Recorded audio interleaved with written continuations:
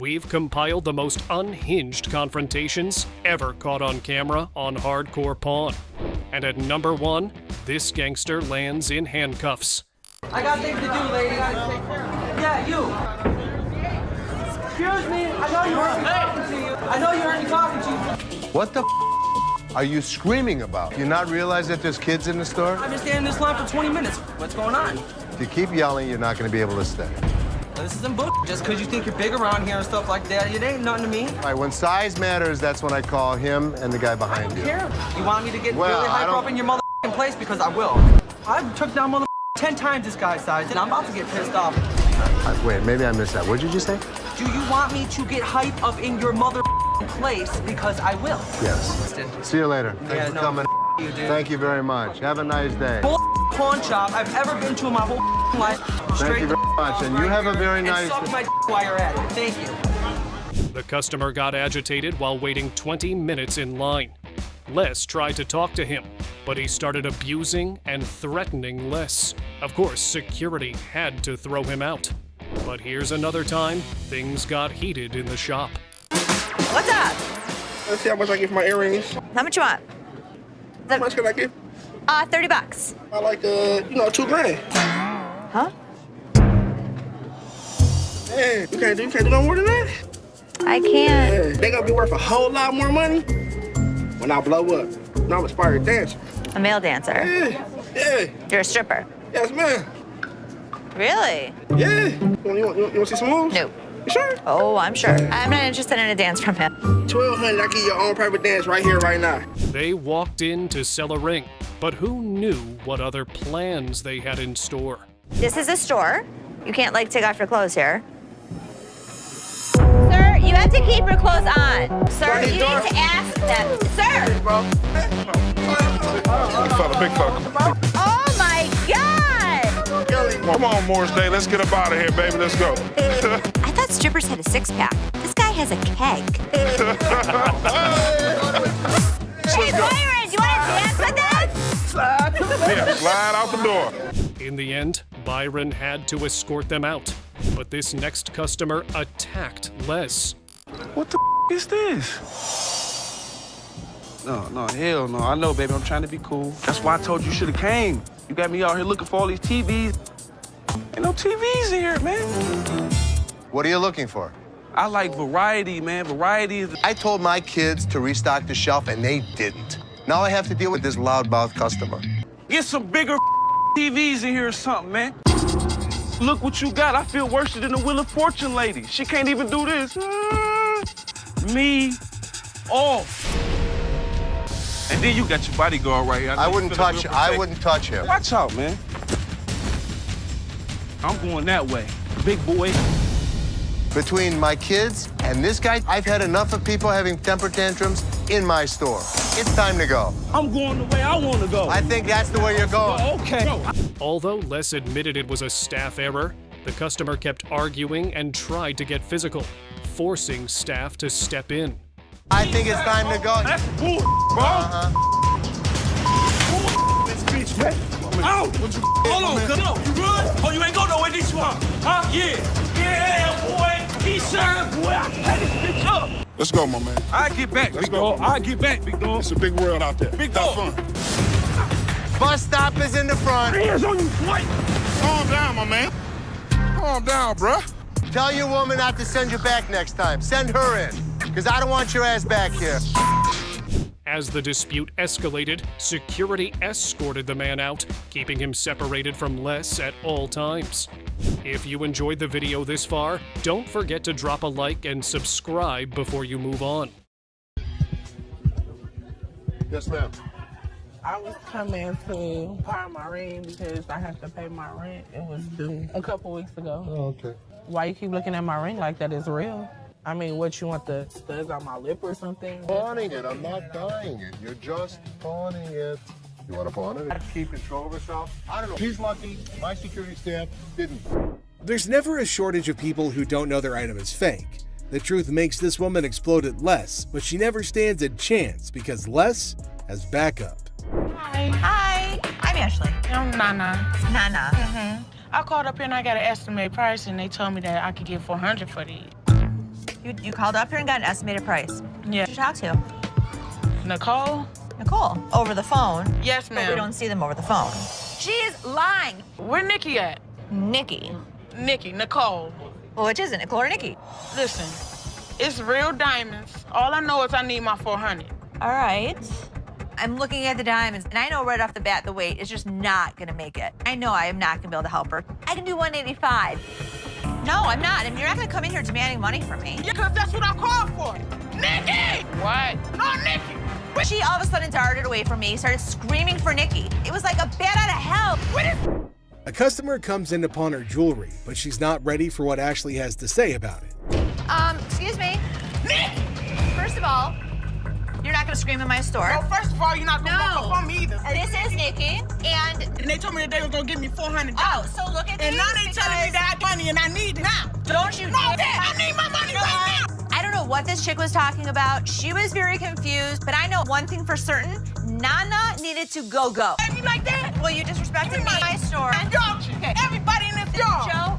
Yard. Okay, have a good day. And kiss me. Keep walking. Bye. Nana. Give me a headache.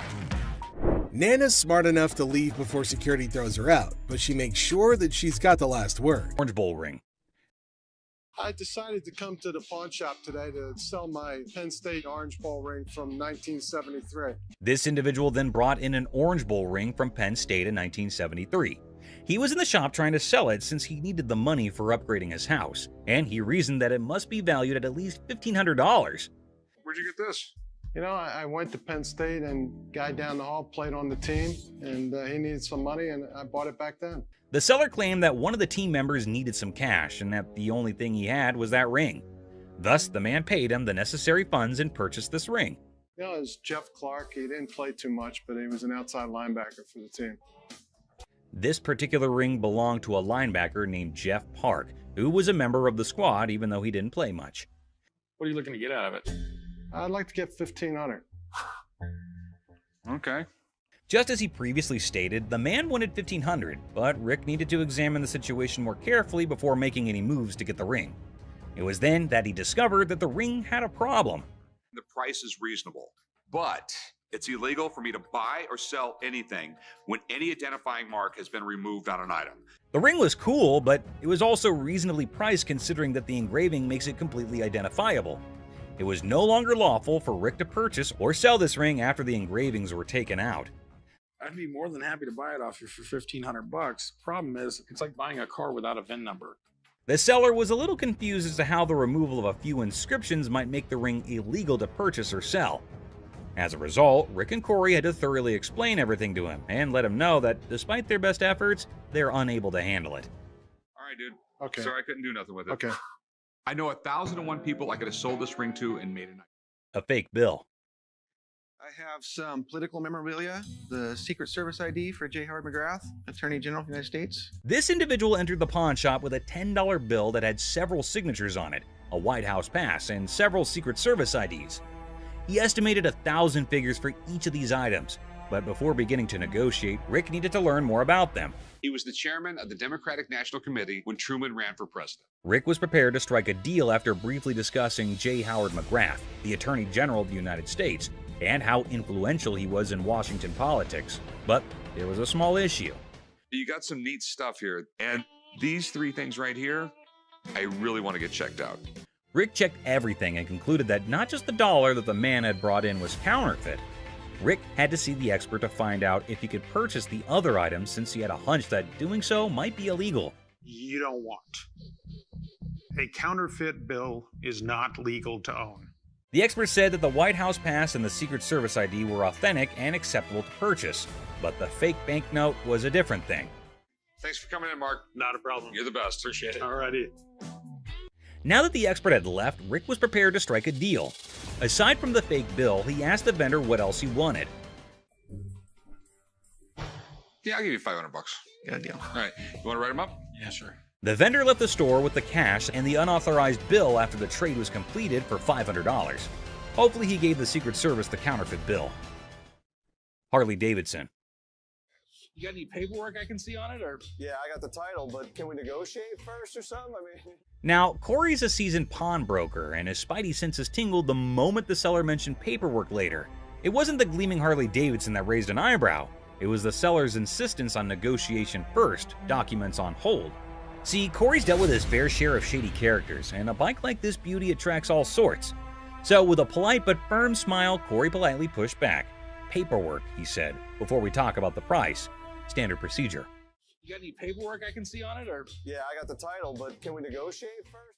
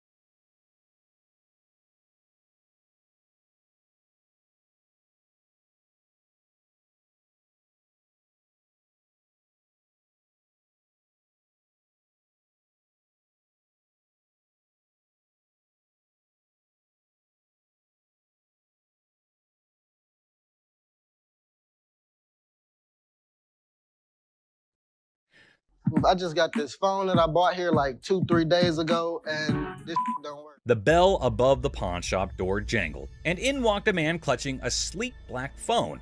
He announced, smooth as silk, that this beauty was a recent purchase, now sadly broken. The camera don't work. It keeps freezing and like that. He claims that it's just too irritating to use because the phone freezes frequently and the camera doesn't function.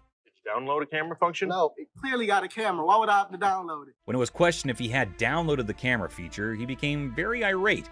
If he's telling the truth, then why does this inspection set him off? And why was he even being questioned about getting the download? That isn't how it operates in any case. You got your receipt? No, I ain't got it with me. I ain't bring it. First of all, we don't sell it. We can decide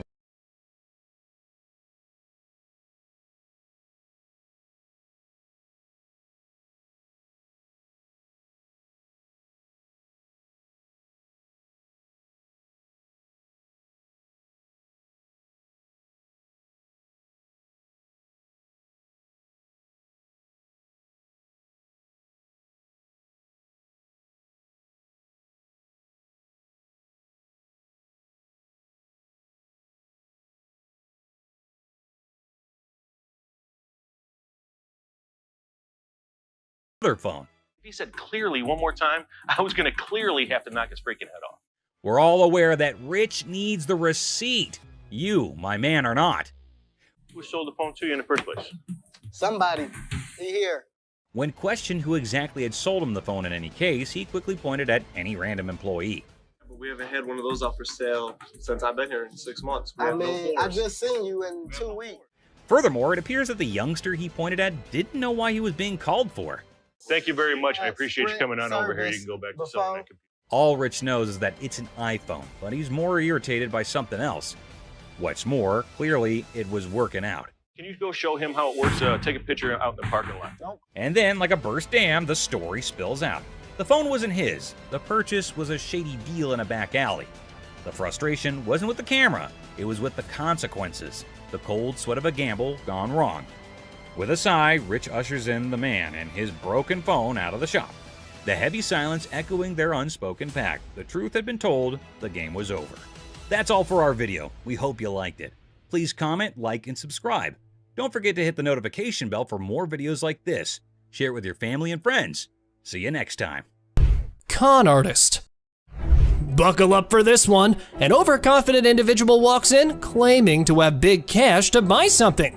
His grand entrance sets the tone for this bizarre encounter.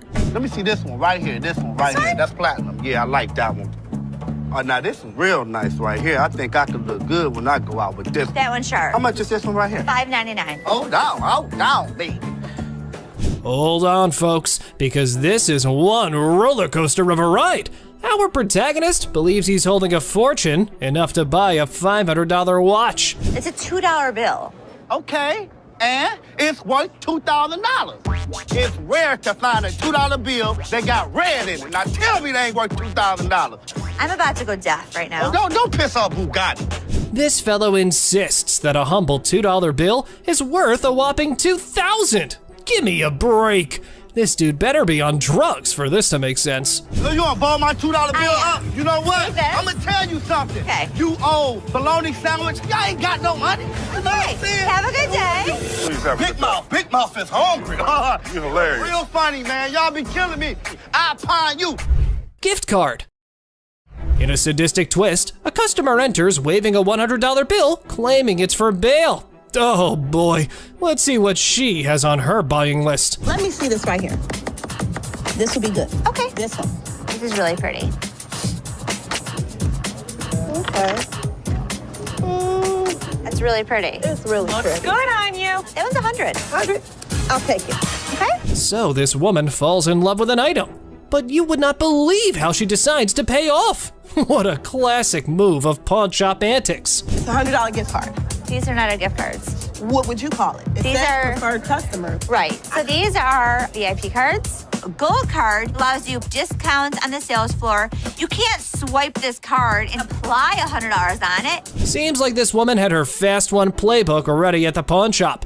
But hey, who can predict the wild escalations life throws our way, right? Somebody want to buy a preferred gift card? There's not $100 on it. There's not. I'm going to get my money. Hey, Byron, show her where the money's at. My money. He's gonna show you where the money's at. Okay, we'll walk out. I need my money. Somebody want $100. Next up, we've got this customer who had run into some financial issues that needed solving post-haste. I'm trying to get all my stuff out.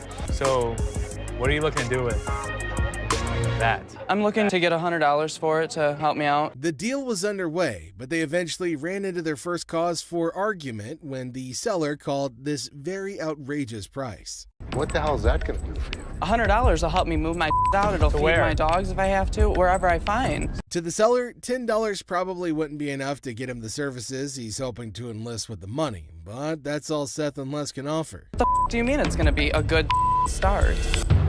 The $10 isn't going to be. Why couldn't you do 50 for this? Because I could never get 50. Since he was being pretty rude to him, Les decided to teach him a lesson. Either you're and you're up in here disrespecting me, trying to hand my back to me. I'm not having that. No. Are you kidding me right now? Things would have stopped there if he just decided to take the doll, but what he didn't, Les dropped it, an action that wasn't well received. If I were to do this, that's disrespecting you. What the is your problem? It's pretty clear that he's not welcome at the store, and since they couldn't satisfy his needs, he should have just headed somewhere else. Pick it up. You want to treat me like a bitch? You're going to be the bitch. Pick my up. Pick my doll up. Are you insane? Our big boy seeks an appraisal for a ring, and guess who he stumbles upon? None other than Ashley, the queen of quotes in this pawn shop. I do what I want to do. Bye. Don't be careful of me. Have a good day. Pacifier Pawn. Seth, our pawn shop hero, encounters quite the character of a customer eager to part with both a TV and a ring. But wait, what's in her mouth? I'm Seth. Oh, you cute. Yeah. So how can I help you? I'm just bringing, my TV and my ring, trying to at least walk out with 800. Let me see your ring. That's right, lady. Our Seth here wasn't going to crack open with that pacifier or your flirting skills.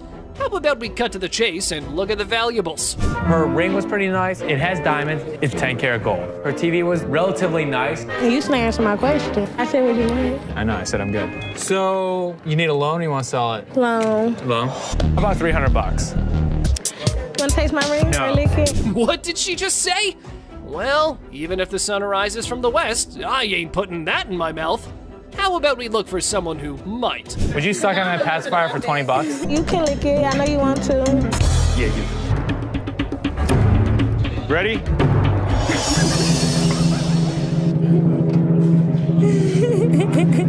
These ladies were trying to pawn a set of diamond earrings for a party they were going to host later. These earrings I'm trying to pawn.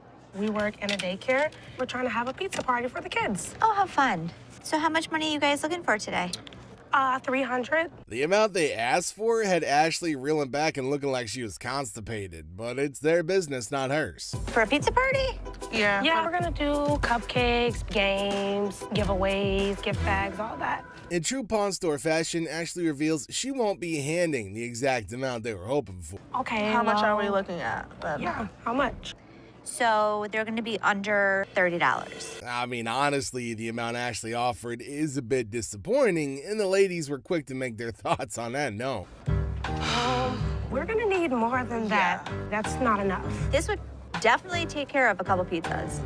I don't think you're hearing us. Then, to add insult to injury, the ladies treated Ashley the same way they would treat a kid. Did you have any breakfast you today? just sound a little cranky. I think I have some crackers in my purse. Oh, okay. I can't give you $300. Ashley has never been one to take any form of disrespect lying down. And since they decided to disrespect her instead of having a civil conversation, Ashley had no choice but to have them tossed out. Oh, it's the boy on the playground. This your friend? You're calling him to put us out? Boy on the playground. Right. We out of here. Have a nice day, ladies. We've heard of getting rings to commemorate relationships and friendships. Well, this lady decided she wanted to turn things on their head. I'm looking for possibly some jewelry, a ring preferably. A ring? Engagement? No, I heard that they also symbolize like your commitment to yourself, singledom. So, singledom, yes. Ashley immediately carted out all the rings she could that would be befitting that purpose, but the lady felt they were too expensive. With round diamonds on the side, set in 14 karat, and that one's $675. I like it. But, I mean, I don't think this ring is worth And here comes the part where she tries to haggle on the price. $450. Let's see how serious you are. $500. $425. You just said $450. Well, if you're willing to go to $5, that means you're willing to go lower. That's just a really weird way of reasoning, right? Like, if she knew she wanted to cut that much off, she should have just said so from the jump. I didn't ask you what you do in Michigan. I asked you how much you wanted for the ring. I gave you a price. $425 is what I want to pay. It's honestly not that hard to figure out why she's single. It's most definitely her freaking attitude. Unless you have one that I'm unaware of, I want a man now. That's what I want to Oh, that's talk the only to. people you deal with? Yeah, it is. So do you have a penis? If so, whip it out and I'll deal with you. She's probably been just getting away with a lot of things due to her looks, but unfortunately for her, she ran into Ashley, who don't give a what. You ain't gotta touch me. You're crazy. Am I? You are. Jealous ass bitch. Wish you looked like me. Shove it, bitch. Where the sun don't shine, where your man don't want to even. This angry lady just came barging in, causing a scene as she screamed at the top of her lungs. $318 for this. Can I get some help? Is there anybody that can help me? What? Can you help me? Getting a defective item is definitely something to get pissed off about, but she didn't really have to go on yelling like that, man. It's not gonna help her solve her problem. You the manager? Do something about it. You're standing here looking at me like you're stupid. First of all, calm know what? yourself down. From complaining about a broken generator to soliciting Joe, kind of makes you wonder exactly what's wrong with this woman. What happened? Oh, this is the nice ass guy that gave me the broke generator. That's what happened. You remember that? Yeah, look at the receipt. There it is. Seth claims he's never even met the lady before, so why is she pointing him out as the one who sold her the generator? All right, come on. No, come on, where we going? I want it. Yeah, give me my receipt. Ass. Come on. Well, since they weren't getting anywhere with this psycho, they decided to make her leave the store instead. When customers come in ranting and raving, we have to get them out of the store as quickly as possible. Yeah, I know. This customer got himself into a very horrible mess when he brought in a ring for appraisal. Look. Go. This woman is the perfect example of noble intentions but really terrible execution. Trying to get my son into a technical high school. Ooh. I know it's ugly, but it's No, I didn't say it was ugly. Ashley asked for the price she was hoping to sell the item for. Like $175. I can do 75 for you if that will help you. Being a frequent customer, the woman's entitled to a few privileges that could help bump the numbers up. I can get it for you for the same amount that you've had it in for. What was that? You had it in for 100. But I need 150. I know, but I can't give you 150. Now, it's admirable if she's been patronizing their business for that long, but that doesn't mean she's entitled to get her way. Everybody what they want. Well, if you had something As a patron that's been patron since 97. Are you done? No, I'm not done. Okay. Do you want the 100? After a really long minute of getting insults hurled at her person, Ashley knew she'd had enough of that crap. Are you a lady or are you a child? I don't give a what I am. What the hell are you with your wrinkled eyed ass?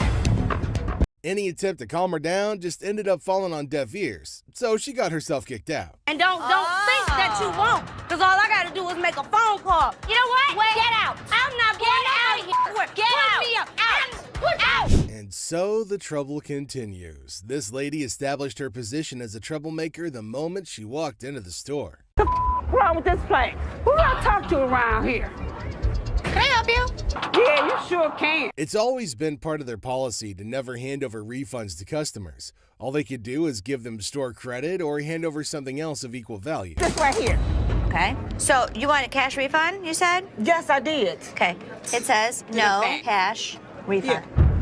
For a native English speaker, this lady seemed pretty clueless about the meaning of those words printed boldly on her ticket. So here's your option. You have 30 days to make payments. I don't want to make no payments. This is a bull. I just want my refund. Can I get my damn refund? In an attempt to insult Ashley, she made some really odd noises that would probably be reminiscent of what you'd think of a raptor sounds like. I want to hear it. I can get loud just like you and make a scene if you want. Or you can act like a lady. The customer is always right. Well, after that freaking weird display, it was pretty clear that this lady was in fact not in the right state of mind. I ain't going nowhere now. Damn. Next up is a lady who came into the store to retrieve her ring, which had been pawned secretly by her husband. Bum bum bum. Hi, manager. That's me. How can I help you? My wedding ring that's $5,000, you guys have it. I want it back. She explained the issue at hand to Ashley, hoping she could at least work something out with her after. There's a pawn slip from you guys. I put it back in his wallet. So your husband stole your wedding ring? Yes. Her intentions were noble, but there's just no way she's gonna be walking out of the store with the ring without the ticket. I want my ring. Can Okay, you so get let in the me- computer Okay, so and let look me up the name, okay, tell me how so- much I owe you, and give me my That's all I want. And she just had to go and piss Ashley off. Now that's not gonna help her case in any way, shape, or form. That's all I want is my ring. That's it. It isn't that Take hard. your pretty little feet, walk your pretty little legs out of here. Having had it with her and her terrible attitude, Ashley asked her security to escort her out of the store. It's time to go. I'm yours. I want to see you walk outside. Come on. Our friend Penny rolls in with a rare 83 T-top Cutlass, lowrider frames, and a fully customized beauty. Whoa, whoa, whoa! This is the stuff dreams are made of. These babies are like finding a needle in a haystack these days, and you can see Seth's eyes light up with excitement. Easy there, Seth, don't get too carried away. We see all types of old cars come through the store. Does it do the four-wheel hop? It could if you wanted it to. This amazing car is decked out with 4 switches and can hop up to 72 inches in the front. And guess what? If you're up for it, it can even do a 4-wheel hop. Talk about a versatile ride. If you wanted it to, it's equipped to. But it's very rare we see a tricked out car that actually jumps off the ground. This car is the real deal, folks. It's got all the bells and whistles you could imagine. How often do you come across a fully equipped ride like this? Seth can't help but admit that it's incredibly rare to see a car that's not only fully customized, but can also jump off the ground. He can't resist showing off, telling us about the car's 4 hydraulic pumps and a whopping 14 deep cycle batteries. More batteries mean more power, right? Seth and his buddy can't resist the temptation to hop in and experience it firsthand. And let me tell you, they are having a blast.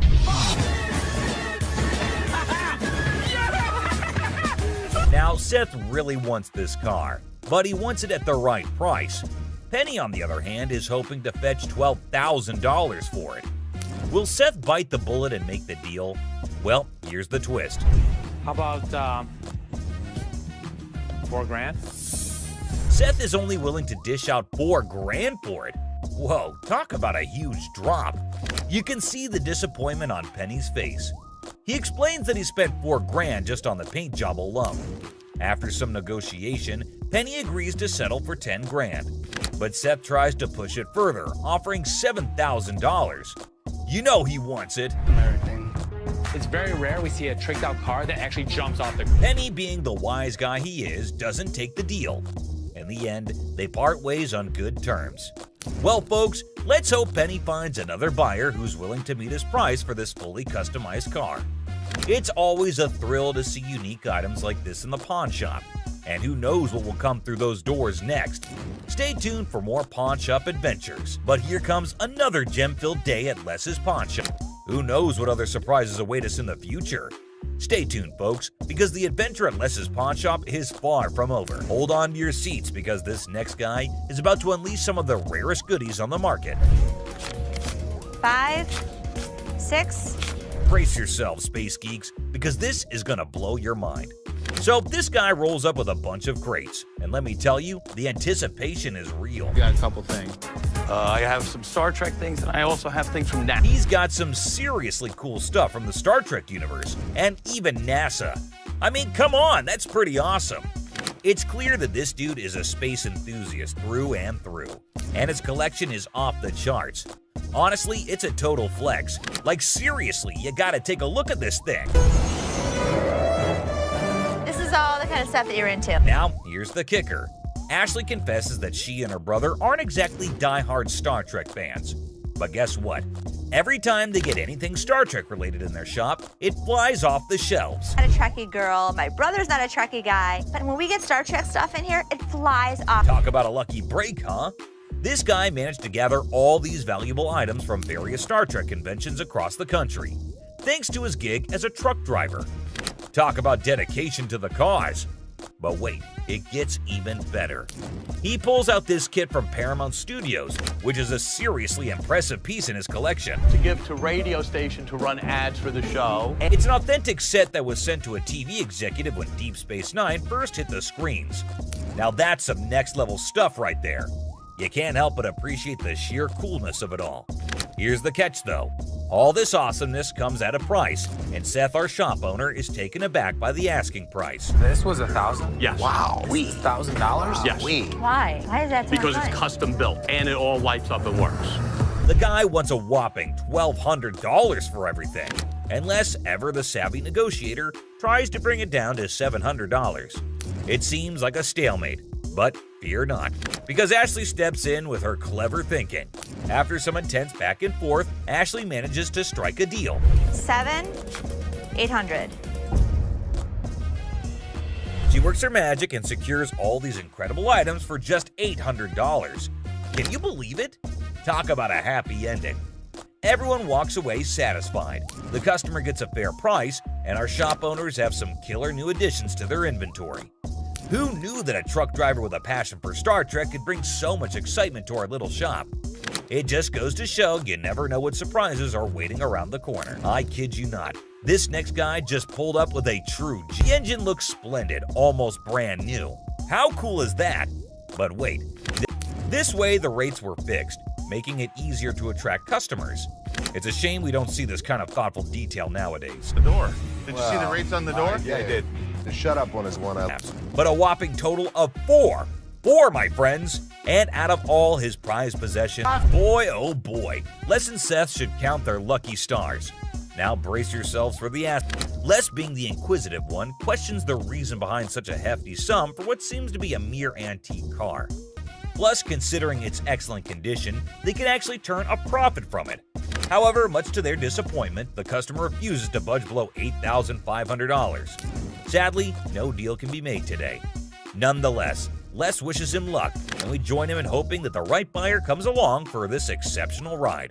Fingers crossed. Up, we've got this episode where a heavily muscled individual made his way over to meet Les to complain about equipment he got from the store that got busted. Somebody bought this. This piece of junk I bought in here just a couple days ago don't work now. It's broken. What is it? Little ab lounger I bought here, man. Workout. In the midst of the pawn shop's hustle, a burly customer approaches Les with a complaint. He's upset about a busted piece of exercise equipment, an AV lounger purchased just days ago. Les, sticking to the store policy, explains that they can only provide an exchange, not a cash refund. Tensions rise as the customer vehemently rejects the idea of an exchange, demanding his money back. He can only hand over another item in place of the faulty one. If you had the receipt, I could give you an exchange. I could give you I something. don't want an exchange because it's probably going to be some again. How about you just get my money? As the disagreement escalates, the customer insists on a cash refund, dismissing the option of another item. Les faces a dilemma, stuck between policy and customer satisfaction. The clash intensifies as the customer becomes forceful in his demand for a monetary refund, setting the stage for a heated confrontation. Les could match him word for word without fear. That'd be some money. Or what? Or what? That's gonna be a problem. How about What that? kind of Les, accompanied by his trusty companion Byron the Snuggle Bear, stands his ground. The customer challenges Les with threats of problems if he doesn't comply. Unfazed, Les maintains his position, asserting that the store's policy is non-negotiable.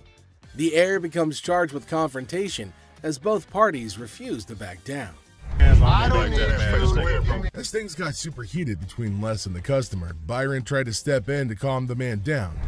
As the situation reaches a boiling point, Les and the customer engage in a verbal showdown. The customer grows increasingly forceful and Les warns against physical contact. Byron attempts to mediate and calm the customer, but his intervention takes an unexpected turn, adding a new layer of tension to the already heated exchange. Really? The confrontation takes a risky turn when the customer, ignoring Les's warnings, attempts physical contact. Byron, in a misguided attempt to intervene, escalates the situation further. Les stands firm, refusing to be intimidated while tensions continue to rise. Les questions a man's marriage. Les uses a customer's words against her. There's trouble in the office, but Les reminds Seth that he's the boss. Les kicks off the day questioning a man's marriage, using customers' words against her. Trouble brews in the office, but Les asserts his authority as the boss, teaching a disrespectful man a memorable lesson. Les shows that he's not just a pawnbroker, baby. He's a boss in control. Here are savage Les Gold moments. It looks like Les is more interested in this man's marriage than his business. Les woke up this morning with the urge to roast someone, and of all the people he could roast, he picked this guy. Things take an unexpected turn. Now, in a surprising twist, Les dives into the man's marriage, leaving everybody shocked. Les humorously challenges the man's absurd scenario, roasting him in a way that only Les can. The man's attempt to buy an anniversary present with his wife's jewelry backfires, adding a touch of humor to the pawn shop drama. Get a watch for my wife's anniversary. Oh, it's not your anniversary too? Well, yeah, it is mine too. How many years you been together? 25 years. Oh, okay. How many good ones? So how did you get these? Well, we were going through some of her jewelry. She said this belonged to my grandma. They're not real. Les posts a customer's watch request, questioning the authenticity of the jewelry. Unfazed, Les detects the fake and confronts the customer's peculiar anniversary gift plan. The customer tries to defend himself, but Les, in his signature style, keeps it real and uncovers the truth behind the fake jewelry. All right, hold on a second. How come the old man wants to buy his wife an anniversary present with her own jewelry? That is one hell of a ridiculous scenario. What this man could have done at this moment is leave. But nope, some of these customers love to start drama. This is older than both of us. It probably is. But it was fake when it was made, and it's still fake. Les faces a customer who crosses the line, insulting his family. For the first time, Les takes matters into his own hands, delivering a stern warning. The tension rises as Les draws the line, showcasing a side of him that won't tolerate disrespect towards his loved ones. Man, Okay, I've seen your wife. listen, mother. There's two things you don't talk about. What's that? My wife and my family. Oh, So here's the deal. For a moment, we thought, Two of you. Here's the deal. Get out of here, two of you. I'll hurt you guys so bad. Sure you will. Better get in front. Sure you will. In a final showdown, Les lays down the law. With no patience left, he kicks the disrespectful customers out, warning them of dire consequences if they return. Les reveals his savage side, making it clear that disrespecting his family won't be tolerated under any circumstances. Hello, how are you doing today? I'm good. How are you, sir? That's good. I want to pawn this TV. I can go 100. Excuse me? So here's a guy who wants $400 on a $200 TV. What the is he thinking? People can help me move my stuff back in my mother's house. 100 is not going to do, sir. I need more than that. But I can't give you more. See, it's a used TV. A young man enters the pawn shop seeking to pawn a TV for $400. Les, the owner, declines the initial offer and counteroffers $100. The guy, explaining his need to move back to his mom's house, expresses that $100 won't be sufficient for his situation. You know, I have to get away. You see this? He did this last night. What did he do to you last night? He beat me up last night. You clearly don't see that. See, you know what? You about to cause me to lose my mother temper. I try to give him the benefit of the doubt. I thought he had nice skin. He didn't have any bruises on him. I don't need to call security. You don't need to call them. What The guy made up a story about daily abuse from his roommate, seeking empathy upon the TV for his escape. Les remained skeptical, noting the absence of visible bruises, praising the boy's clear skin. In response, the boy, feeling cornered, requests the involvement of security, hinting at a potential dramatic turn of events. you gonna do? What, you from Africa? Oh, okay. Anyway, like I said, can you give me the 400 you paid? We sell them for $2. Hold on. Y'all. Thank so much. Fred. Have a nice day. You. Thank you. You better lucky I'm gonna throw this big mother at up. Where is my key? Les, trying to find a middle ground, offers $125, but the boy declines and insists on calling the guards. Les, unfazed, reveals the presence of the guard behind the boy. The situation ends with the boy taking the TV and leaving the pawn shop without the need for additional security intervention. How about your fat ass take it off? The you work here, ain't you getting paid to do this? I look like a butler to you? I don't give a my gonna come in here and get this motherfucker. You better. His big ass gonna beat your little ass, fat bitch. Him and what army? Motherfucker, come from behind this counter. A tense situation arises as a black woman directs angry shouts at a guard. The guard, responding defensively, questions her, asking if he appears to be a butler in a moment of unexpected confrontation. You get back here. Your big ass on my way. Get this motherfucking speaker and take it outside. You want me to stop? Take the You brought it in. You're gonna take it out. So take it out. I'm not picking that up Then and you're taking it leaving it outside. Y'all can get your old ass out. Take your ass out of here. I'm What's gonna your take bitch ass out of here, y'all. You're not going to come in threatening my employees. Who gonna bring it outside? Despite Seth's efforts to intervene, the black woman continues her relentless shouting. Even another guard struggles to remove her. Suddenly, she notices Les, the owner, standing behind her. In an unexpected turn, she bursts into laughter and mockingly tells Les to leave. Yo, big ass, you can grab that bitch too, ogre. Motherfucking big ass, shrek ass, following behind me. We will give you the respect and the decency you deserve, but when you're threatening my family, we throw you out of here. Bitches, for life. Taking matters into her own hands, the woman starts leaving, dubbing the guards as Shrek on her way out. The situation takes an unexpected and humorous turn as she adds a touch of sass to her departure. Let's take a look at it. All right. I'm here with my man, and we got in a big argument, and he left me, so I need to He get left back you home. here? To Hawaii. Oh, really? Where about? Honolulu. Oh, okay. I got a ride from my cousin, so you gotta hurry up. There came a woman at Ashley's counter to sell her chain. Now Ashley's looking at her chain to see whether it's worthy enough or not. She's asking Ashley to hurry up as she has to leave earlier as her spouse has left her alone here. Really? Okay. How much did you need? I was just trying to knot this for you to be nice, but. 600. What about that? I got this from one of my aunts in Africa. This is $600. Oh, do you know what it is? It's actually a Tahitian pearl. No, this is from Africa. This is an African pearl. Ashley asked her how much she wanted for her jewelry. Now the woman said $600, which is a lot more than Ashley was willing to spend, since Ashley said that it's not an African stone, but the woman was arguing that it was. 600. My ticket cost $600. That's how much I need. Do you have anything else? No. Excuse me? No.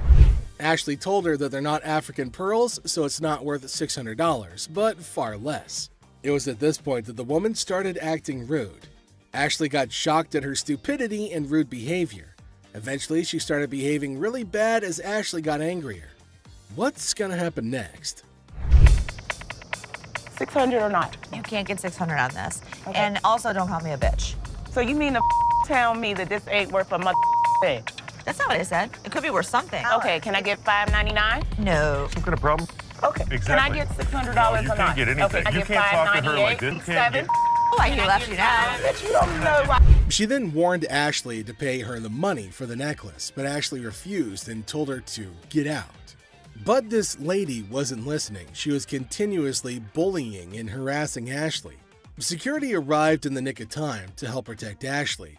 They asked about what was the matter, and after finding out about the woman resisting and having a hard time with Ashley, they decided it was probably time to get her to leave, which led to more screaming and shouting and yelling.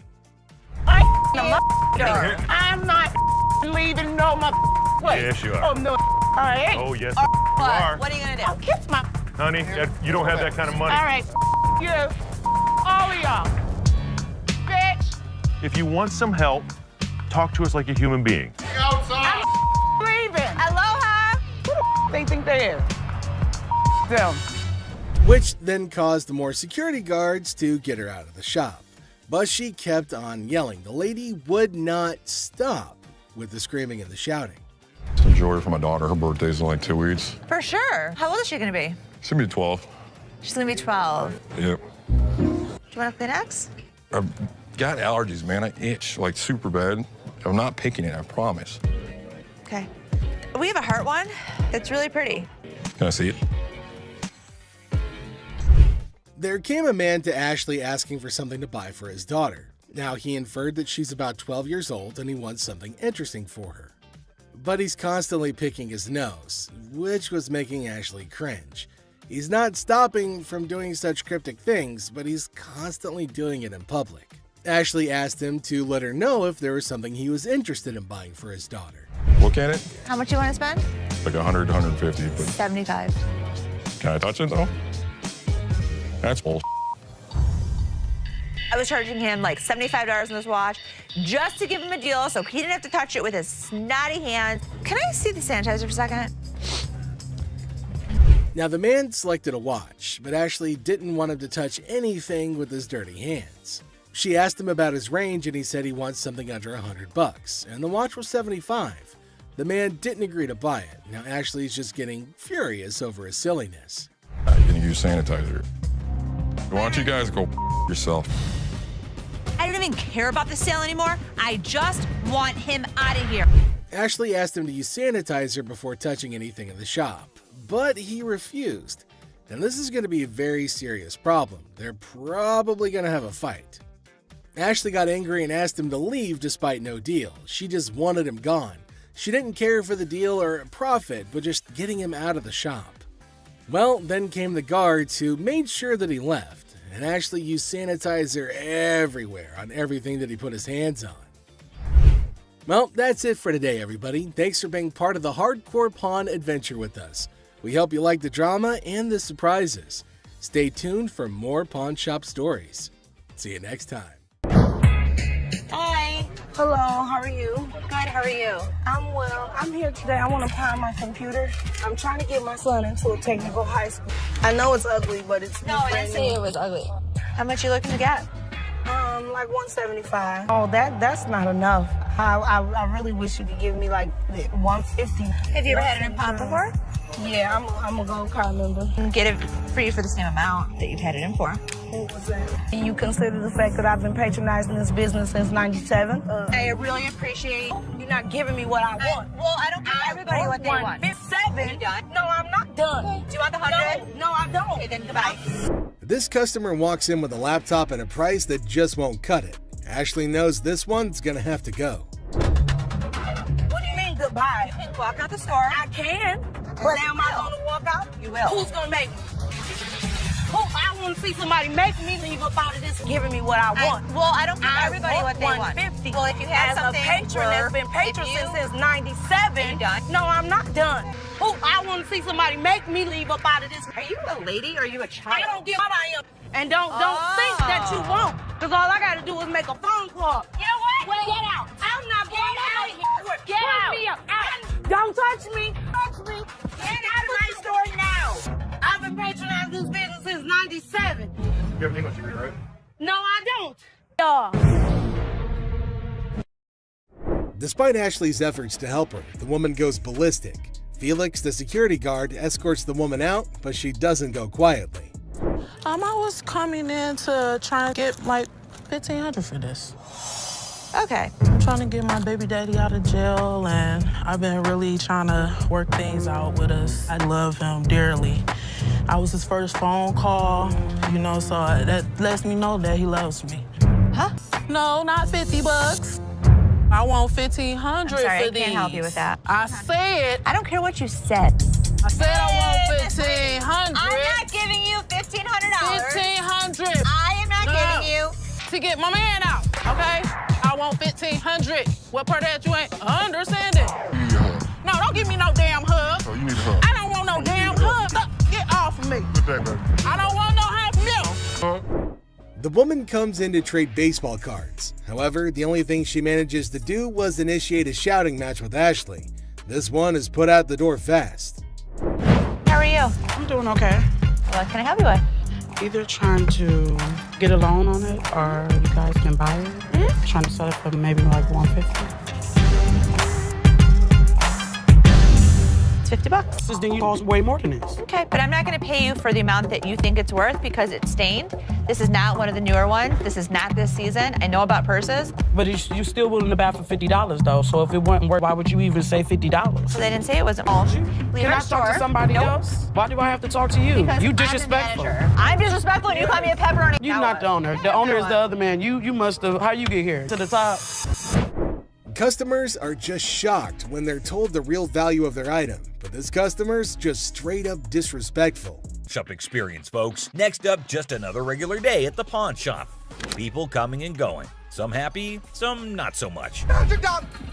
Hold on, bro. Hold on. Let me prove my point. Now here's a guy who walks in hoping to get a loan of $100 for his gold chain. And you know what? The receptionist happily agrees. Loan approved, right? How much would you like? $100. Okay. I can do the $100. Well, hold your horses, because this is where things go haywire. This customer seems all polite and even hands over his ID for verification. But then he brings up this 20% business, as it's written on the sign right there.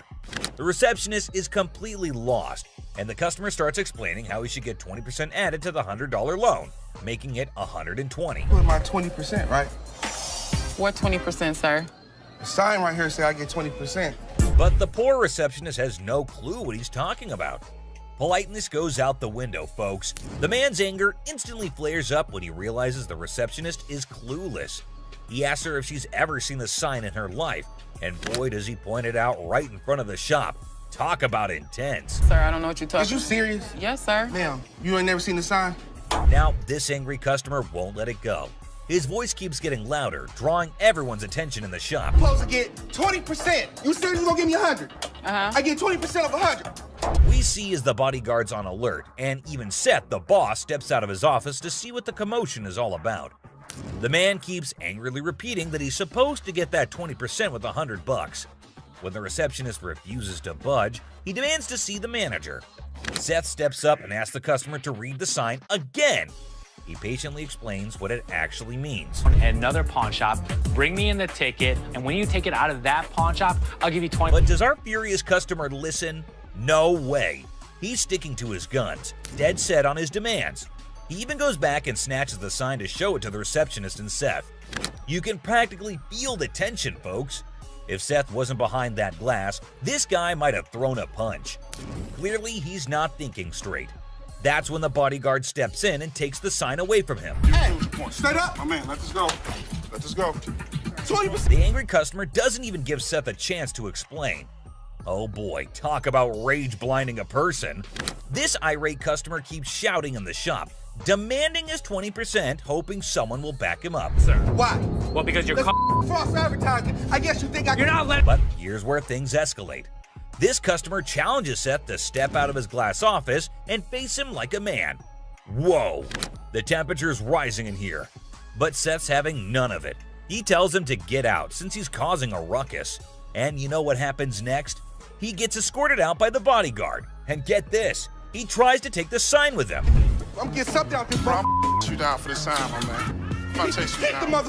Gotta admit, that's a bit hilarious. But the bodyguard quickly snatches it back, and the customer keeps cursing as he leaves the shop. But wait, there's more. To show his anger, this guy grabs a harmless plant and throws it on the ground. $20 worth right there, bitches. Oh, man.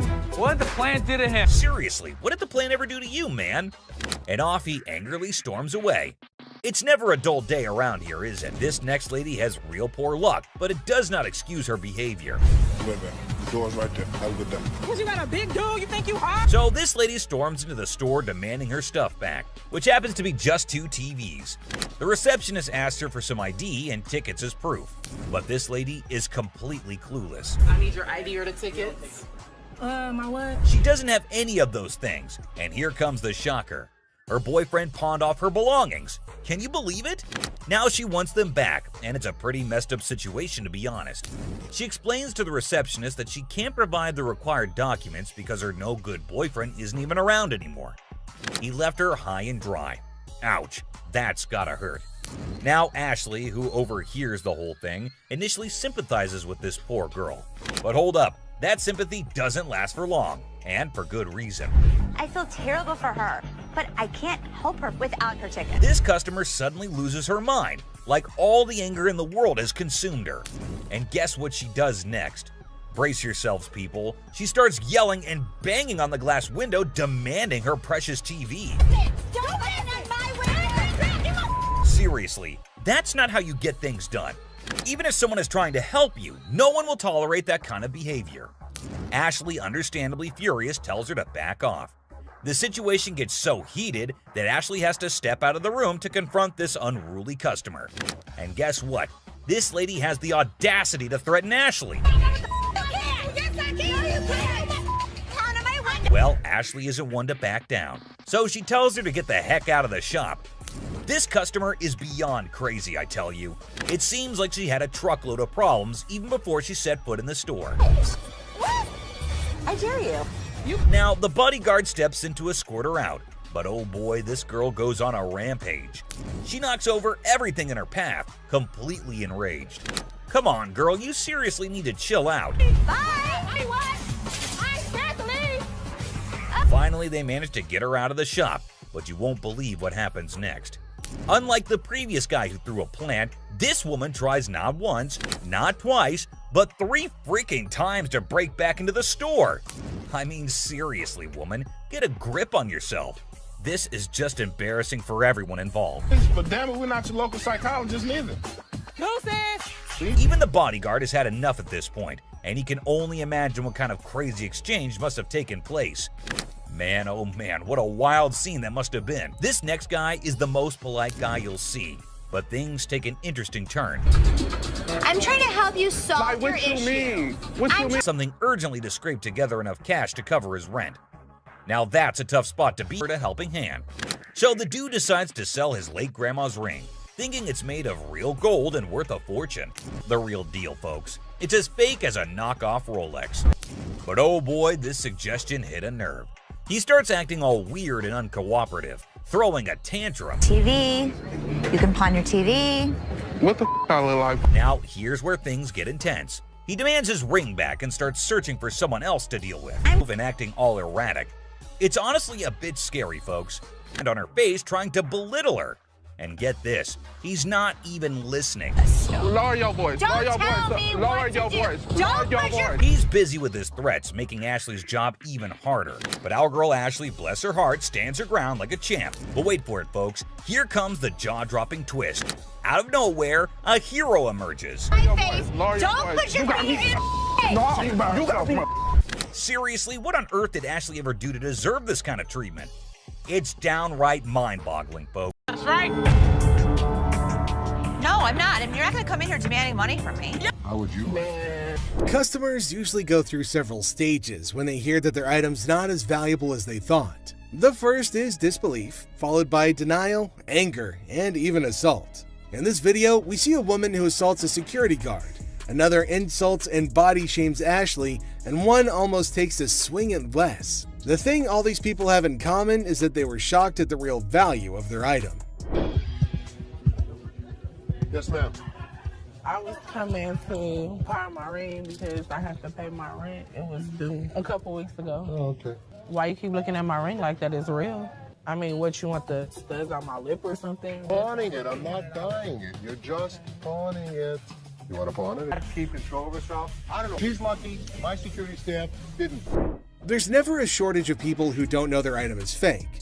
The truth makes this woman explode at Les, but she never stands a chance because Les has backup.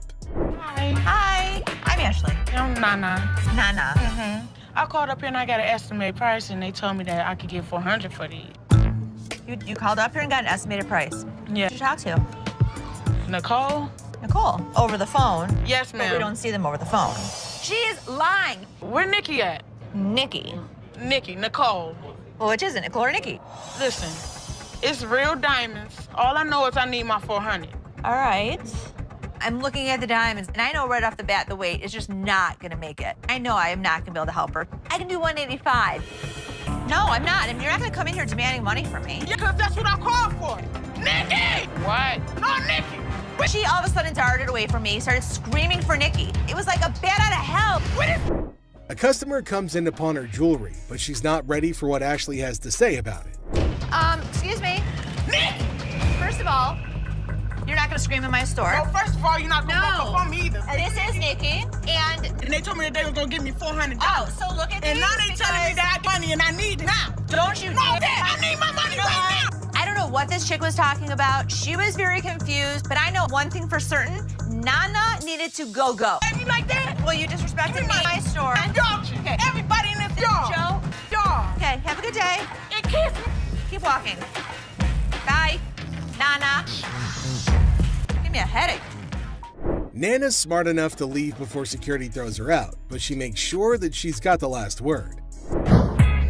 Hi. Hello, how are you? Good, how are you? I'm well. I'm here today. I want to pawn my computer. I'm trying to get my son into a technical high school. I know it's ugly, but it's No, I didn't say it was ugly. How much you looking to get?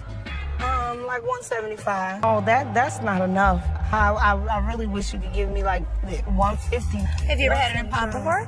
Yeah, I'm a gold card member. Get it for you for the same amount that you've had it in for. What was that? You consider the fact that I've been patronizing this business since '97? I really appreciate you're not giving me what I want. Well, I don't give everybody what they want. 7. Are you done? No, I'm not done. Okay. Do you want the 100? No, I don't. Okay, then goodbye.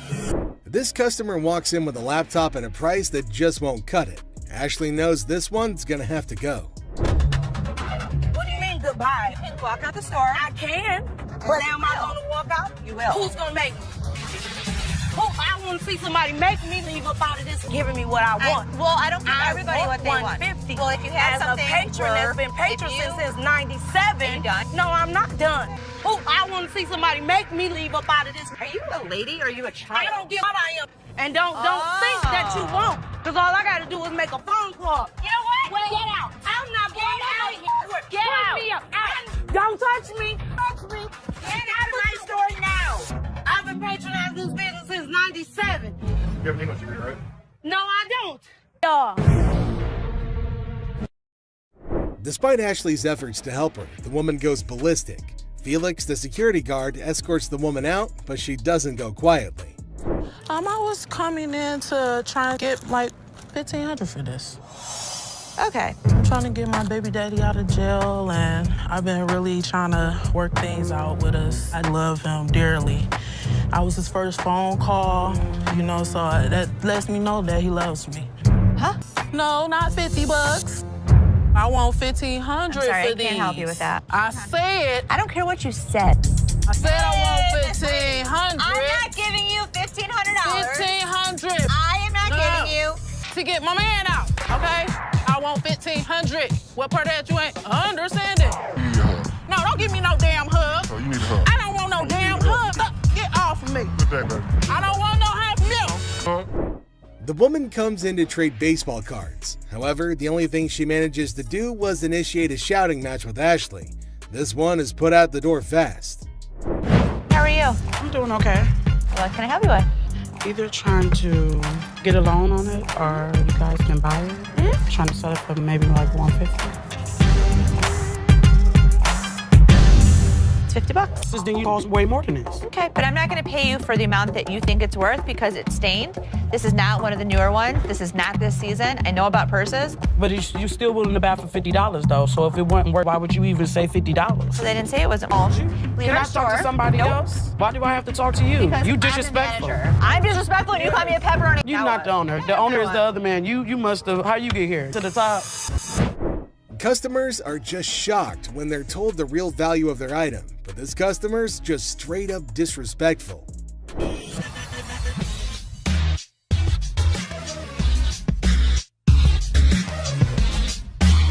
How much you want to spend? I got $70. I've seen them for $70 to $80 at other pawn shops. Yeah? With 2 games. Put it in as long as you'd like. Does it come with a warranty? It comes with an as-is warranty. A PlayStation? I sell them for $100. What you gonna do? Oh no. The PlayStation's really hot stuff at the moment, but the customer who wants one is far from hot. He's mostly just hot-headed. Hey, you been shot already. What? Ain't nothing here. You're just another door guy to me. Yeah. Throw it down. Throw it on $70. Oh, you don't have it. Have a good day. Have a good day. Hey, what you think? What you mean? What is all that about? What's all that about? No, this one level beat your ass down here. Go. You right here. You bitch.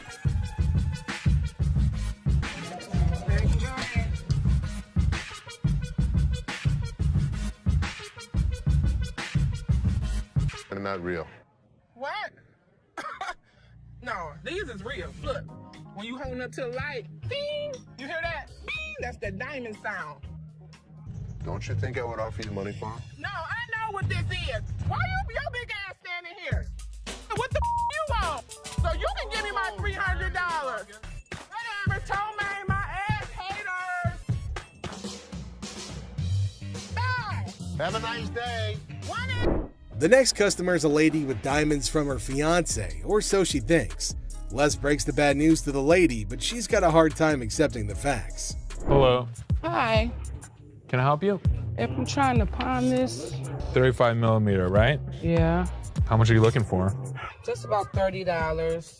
Got my baby's birthday coming up and just need a couple of extra dollars to help out. Stuff situated for him. What do you have planned? For his birthday? Mm-hmm. A birthday party, you know, cake, ice cream. To try and get money from us. And the kid ratted her out saying, yeah, my birthday's in 2 months. There's a little bit of time you have before then to come back and hopefully have something of value. And I really would have appreciated any little thing that you could have gave me. 10 years ago. This is some bull because y'all could have took this camera. You could have gave me $30. The innocence of a child didn't allow this woman to cash in on her worthless camera. She was pretty shocked her lies didn't work on Seth. How are you? How are you today? Good. What you got? My bracelet. My baby daddy gave it to me. It would be so mad. Curtain tiebacks. What are you telling me? You know this isn't real. What do you mean it's not real? Well, it's a real bracelet. You know what? It's a real, listen, okay, fine. You're fair enough. probably Don't right. trip, okay? Don't trip.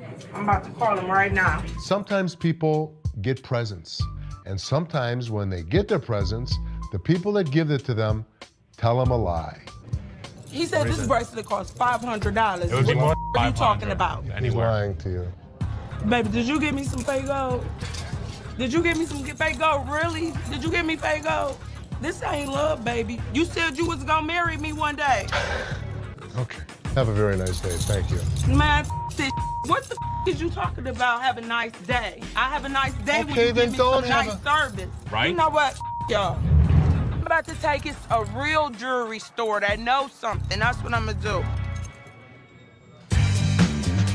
The amount of men who give their women fake jewelry in Detroit is absolutely crazy. This woman is shocked, betrayed, and angry when she learns the real value of her jewelry. Hey, I was wondering what you could get me on a loan for the PS3. We're on a mission now.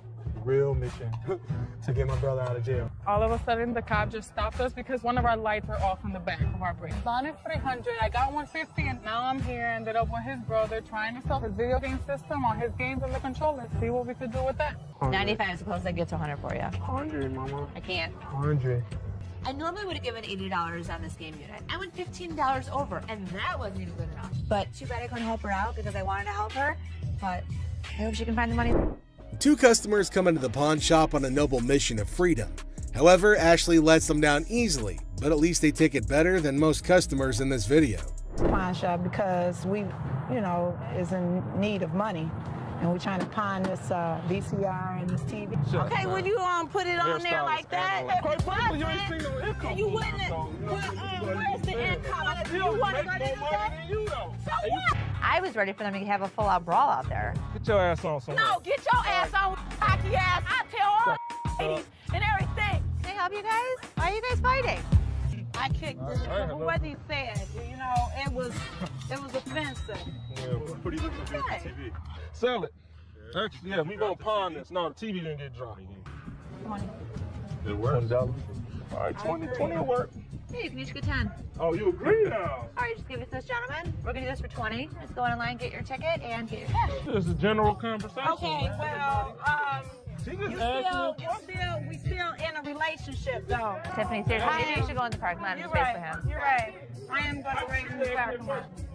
That was really pretty. I like that. A chaotic couple barely makes it to the pawn shop before smashing one of their items in an argument. The couple is more sad than shocked that they've rendered their items worthless. Hi, how are you?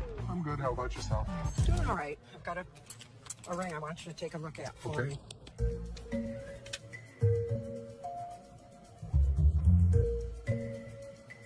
You know what it is? They're diamonds. They're not diamonds. That's cubic zirconium and silver. Okay. I'm not interested. I know what this is. I'm telling you, I can't give you any money for it. I know it has value, and I'm really, really upset right now. So, I've worked for an attorney. I know my rights. Don't touch me. You're an idiot. You're an idiot. Oh yeah, what a gentleman you are. Anybody? Woman, what? Get me out of here. Get away. Get away. 4 times she hit me. Randy, 4 times. Why would I not give her money if it was worth it? I thought you were smiling when she was doing that. This woman can't believe her diamonds are actually not diamonds. If you like seeing angry senior citizens, then this grandma's got you covered like a quilt. So, I'm here to sell my yays and stuff. Okay. Cartier. I paid $5,300. For these? Yeah, I overpaid. Uh-huh. They're fashion designer glasses. Really cool gold diamonds. For those particular frames, there's a huge demand, but not for that price. How much you want for these? The lowest I'll take probably like 40 for it. All right, give me 35. You give me 35? 1,000. What you mean? You making too much money now. I sell this stuff cheap, man. Look, I ain't pay 1,000 for these. I know feel you me? didn't. I can feel you. But you don't feel me, you know what I mean? I can feel you. You see how he talking? Talking like a kid and You don't know who the I Man, am. You don't know where the I was raised. Like and I you're just said, talking. Well, flat out, man. I ain't leaving, dog. Come on, baby. Young buck. What's up, baby? No, we out. You on that petty shit, dog. That petty ass money you offering. That's why ain't nobody with y'all. You feel me? I feel you. Les is offered a cool pair of glasses, but he knows they're not cool enough to be worth what the customer's asking. The customer doesn't take the news well at all. Welcome to the channel, guys. Okay. Oh my God. Get your hands off. Blurry-faced guy. We'll buy this and pawn this and that and give you $350 total. Get set for a crazy moment in this pawn shop. The shopkeeper and a customer are going at it in a big argument, trying to make a deal or who knows what. But wait for it. Out of the blue, 2 dudes in fancy clothes with blurry faces bust in like old school detectives. The shopkeeper's scratching his head, clueless, but here's the kicker. Those blurry-faced guys are undercover detectives on a secret mission. It's like a scene straight out of a comedy movie. The detectives have arrived. I need to tell them what's been happening and show them the evidence. Hold on to your laughter because this is pure comedy chaos. The second those detectives waltz in, the shopkeeper's freaking out like he's been caught selling magical beans or who knows what. These detectives are all business, channeling serious Sherlock vibes after an espresso overdose. They're tearing through the shop like treasure hunters on a caffeine high. checking random stuff and maybe on the hunt for hidden treasures. Meanwhile, the poor shopkeeper's sweating bullets, desperately trying to keep his cool. It's like a real-life comedy suspense show unfolding before your eyes.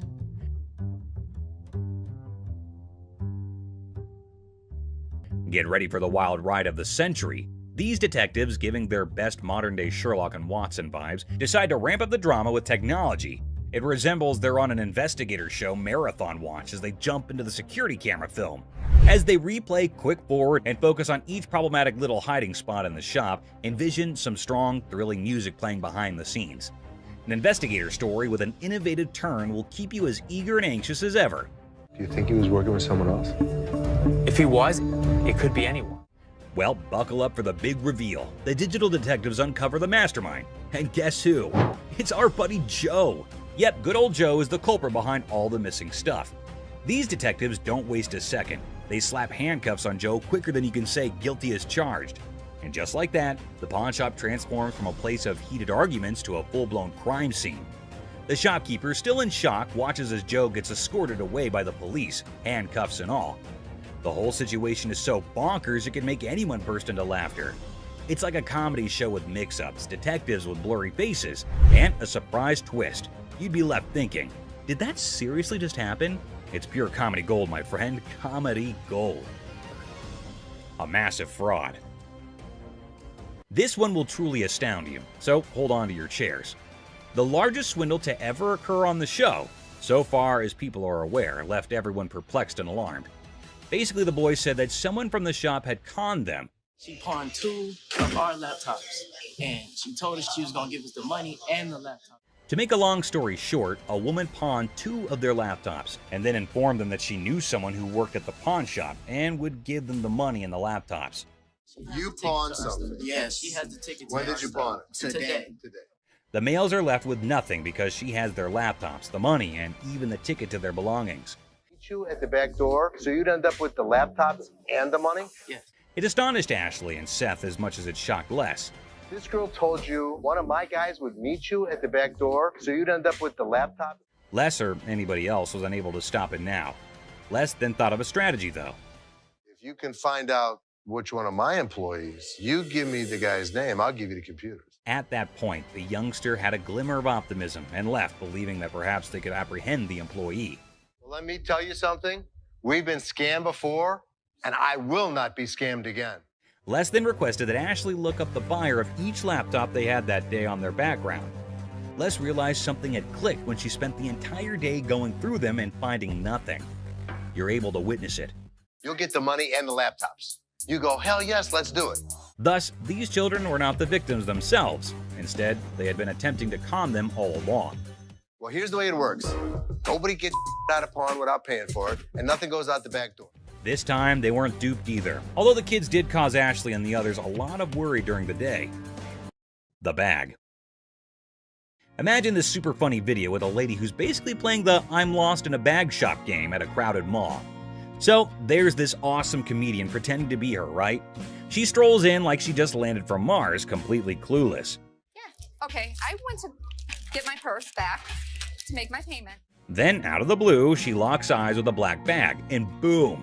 She's convinced it's her long-lost twin, with a mix of determination and total confusion. That's my purse right there. That one right there, the black one. So I want to know why it's out there. She marches over to the lady in charge, ready to solve the mystery of the twin bags. It's like a comedy treasure hunt in a bag store, and you're in for a hilarious ride. Get ready to laugh your socks off. Here's the money. I want the purse. That bag was never in pawn. Now get this, the shopkeeper, a comedic genius with timing that's spot on, coolly spills the beans. She says, hey, this bag's not yours. But oh no, our lady on a mission won't back down. That's not your purse. How do you know it's not my purse? Because that purse has been out there. Let me see it. With this epic confidence, she declares, no way, this bag and I go way back. They're like childhood buddies. And here's the best part. You want to buy it? I just want to look at it and make sure it's not mine. She throws down the ultimate challenge. Bet you this bag, if it's not mine, I'll hand it over. But trust me, it's practically family. It's like a comedy duel in a bag shop, and you won't believe how hilarious it gets. Oh my God. Get your hands on me. Meet Cam, the scene stealer of the century. Picture this, chaos in the bag shop, and here comes Cam, our superhero security guard. He's like, hold my coffee, and smoothly escorts the determined bag enthusiast off the counter. Have a nice day. Let's go. Walk yourself out, yo. You. Walk But wait, she's clinging to her bag like it's a ticket to a comedy show. The laughs hit the roof as Cam keeps his poker face while chaos reigns. This video's a comedy roller coaster. And Cam, the unsung hero, it's a laugh-out-loud male adventure that you don't want to miss. Just hit with that pole, right? Go. Bitch! Go where you got to go. I'm gonna kick your ass, you wait! Sign of free cash. I was trying to find out because your sign was saying that I can get 30 days. In the pawn shop sitcom, the worker dazzles the customer with the prospect of a 30-day cash fiesta. The seller, with a classic "How can I help you" line, unwittingly opens the door to financial freedom hilarity. It's a tale of interest-free loans, dollar storage fees, and a comedy of errors that promises 30 days of pawn shop shenanigans. But that's not what the y'all sign is saying. Misreading it. No, you're misreading it. The customer attempts a 30-day free cash caper, armed with a misinterpreted sign. The seller, caught in the crossfire, insists it's an interest-free loan bonanza, not a free cash party. Cue the comedic chaos as the customer points fingers, and the pawn shop sign becomes the unintentional star of a sitcom episode gone haywire.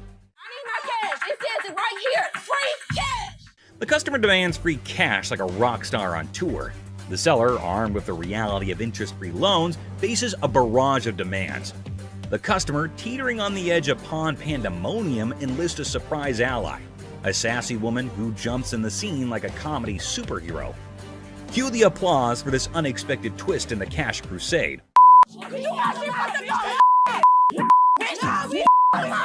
In the side-splitting aftermath, the pawn shop saga spills into the parking lot, where the customer and seller engage in a hilariously awkward brawl.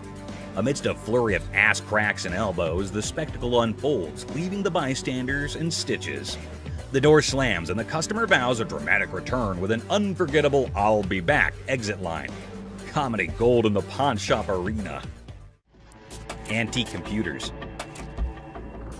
Got some equipment here. Yeah. We need some money. We're going to out west. In the pawn shop time machine, two hunters strut in with ancient computer relics. The seller, bewildered by their outdated tech, questions if they're stuck in the 80s. The hunters, claiming they've wiped out all of Michigan's deer, aim for a whopping $900.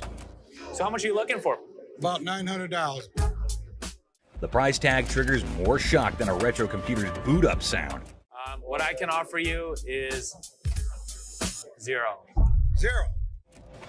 Comedy sequel, the hunters scoff at the initial offer of $0 for their ancient artifacts. The hunters, expecting treasure, get a less than an antique appraisal, leaving the shop echoing with laughter and $0 dreams. Wonderful. Thank you so much. You too. In the aftermath of the failed computer barter, the hunters drop to an $800 offer, met with a swift and resounding zero from the pawn shop. ZZ Top, mistaken for Detroit's antique appraisers, exits empty-handed. The seller consoles himself with a printer sacrifice to the dumpster gods. I thought it was you, man. Oh, that's good. Ending the scene with a comedic crash and a touch of musical confusion. You people. Plump man. In Hardcore Pawn, Les Gold faces off with a cheerful, plump customer aiming to sell a watch for his wife's anniversary. Les, ever witty, discovers it's their anniversary too. The old man deadpans 25 years, prompting Les to hilariously inquire, "How many happy years, man?" Laughter ensues in this pawn shop comedy. Too bad the shopkeeper shuts it down quicker than a bad punchline, not willing to spend a dime on what he thinks is a phony watch. Talk about a comedy of errors in the pawn shop. It's fake. I'm not interested. Let me see what you got in watches and take. Now brace yourself for the ultimate comedy meltdown. Our plum seller cranks up the chaos meter, throwing wild threats about the shopkeeper's wife and claiming he's seen her somewhere. You're married, right? I am. This triggers the shopkeeper, turning the whole scene into a chaotic carnival. There's two things you don't talk about. What's that? My wife and my family. In the blink of an eye, security guards swoop in, snatch our hefty hero, and give him the grand exit, escorting him out like the star of an unexpected sitcom. Guess what? Our main guy, kicked out of the shop like a party crasher, hits the street with a style only he can pull off. It's like a comedy buffet that'll have you grinning like you just discovered the ultimate joke. Get ready for hilarious adventure. Need help? Video, there's this super hyper dude who charges into a shop, making a fuss like it's the biggest emergency. And get this, he decides a random table is his new chill zone. No rules, no worries, just pure wackiness. Get ready to laugh your socks off. Get a load of this to hit the road. But guess what? He's on a whole different planet. Watches. Get ready to giggle. So there's this new lady in the shop who's decided to be a rebel. She goes all sneaky and puts the shop's watches up for sale online without telling, confidently struts away, leaving the staff scratching their heads like, did that just happen? It's a hilarious roller coaster and you won't stop laughing. You weren't as big of a bitch. I was wrong. Excuse me? Get the f out of here. Get set to lol. This funny video is like a crazy ride with surprises, silliness, and a hint of madness that'll have you laughing without a pause. The twists and turns make it a hilarious and chaotic experience for anyone lucky enough to catch the shop's wild antics. Brace yourself for a good laugh as you watch the madness unfold in the side-splitting comedy script style video. What did she say? That I am the bitch. Get the f out of here. Penny pincher. Get ready to chuckle. This hilarious video is all about a super energetic girl trying to convince her super penny pincher dad to hire more security for their shop.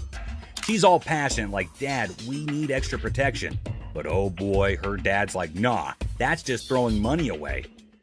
Adding an extra night security guard is an expense we don't need. Dad, I just don't understand. The funniest part? When the argument gets so wild, the girl pretends to be super angry and storms out of the room. It's silly, it's amusing, and you'll be laughing your socks off at their crazy fight. Every single time I have an idea and I bring it to your attention, he then has to walk in. Hold on to your funny bone. This comedy video is pure chaos when the staff walks out, and surprise, the roof is missing. Peel the roof off? Yeah, they peeled the roof. Yep, someone peeled it away like a giant banana. Imagine the team head scratching in disbelief. Their shop literally got unroofed. The alarm company called. They thought it was a false alarm. Is anything missing? I have no idea. Now, here comes the kicker. They start worrying it might be a sneaky robbery. Cue the panic as they sprint to check the CCTV, hoping to catch the audacious roof peeler in action. Get ready for a laughter-packed roller coaster as they dive into this hilarious investigation.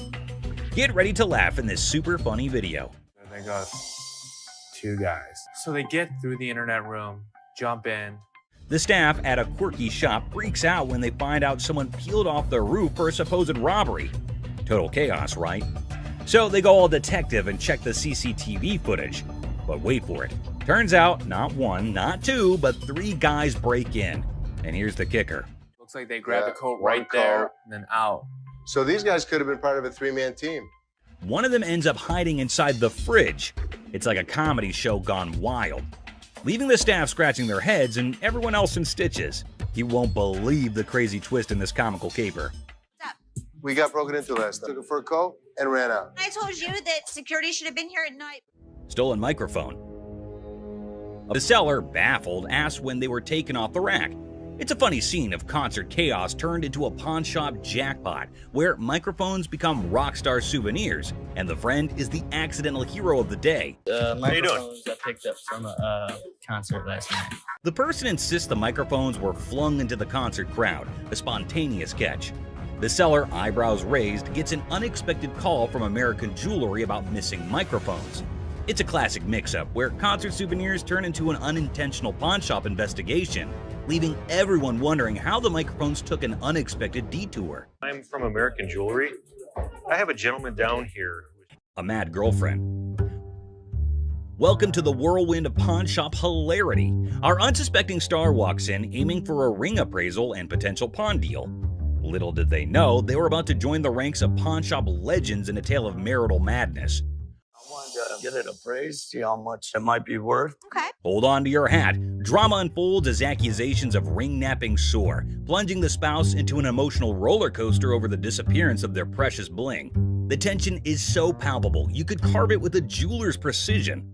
Okay, when I give you an appraisal, that's not how much I'm gonna give you in pawn. Okay. But hold on, our hero clarifies, I'm here for an appraisal, not to pawn. Q gasps in the realization that pawn shop language got lost in translation. The spouse is in disbelief, and we can almost hear dramatic music building up in the background. You wanted an appraisal on this ring. Plot twist, the ring allegedly transformed into bike parts? Is this a pawn shop or a two-wheeled saga? Accusations fly faster than a speeding bike, plunging us into a marital showdown. Why'd you take my ring? Echoes through the pawn shop halls. Why'd you take my ring? Well, I wanted to see how much it was worth. Our hero is left flabbergasted, caught in the crossfire of accusations and domestic mayhem. I just wanted to know its worth, they exclaim, trying to defuse the explosive situation. But alas, emotions rage on. Yesterday you said you needed bike parts and didn't have the damn money. And all of a sudden you got my damn ring. Unexpectedly, a wild punch appears. The spouse transforms from the drama unfolds. They assert their right to park no matter the odds. Suddenly, I'm patiently telling you, dude. Park your spots out. Meanwhile, our hero, undeterred, asserts, I'm not going nowhere, as if the van gods themselves had bestowed upon them a divine parking mission. In a shocking turn of events, our hero literally stops, drops, and rolls on the store carpet, leaving everyone perplexed. The guy in the refrigerator. In this episode of Hardcore Pawn, we are taken to the time when a crazy man entered the shop, and when no one was looking, he took refuge in the refrigerator for reasons unknown. Thankfully, this man had spotted the crazy man and went to Ashley and others to let them know. At first, no one would believe him, but by the looks, he looked quite genuine, so they followed him up to the spot where the fridge was. Still hardly believing the man, they went to open the fridge, and boom! The man was curled up inside, about to make the refrigerator its new cozy little home. I don't know what y'all doing over here. There's some other in the refrigerator. What? The whole situation was so absurd that not a single person in the whole shop could believe that there was a whole person hiding inside there. Good thing that they have security in the shop, so the man got what he deserved. What the are you doing?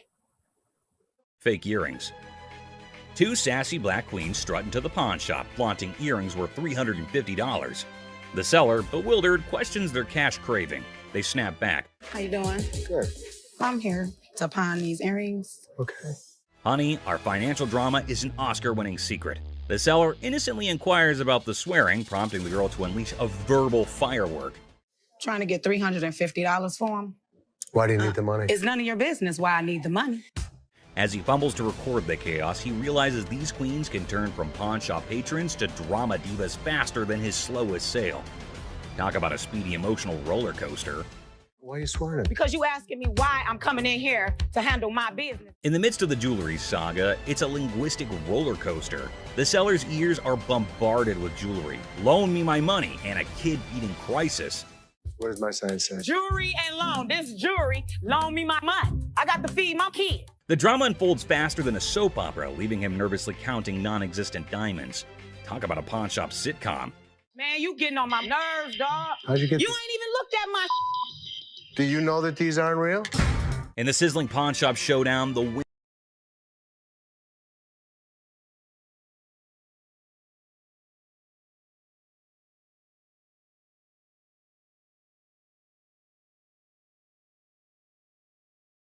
comedy gold.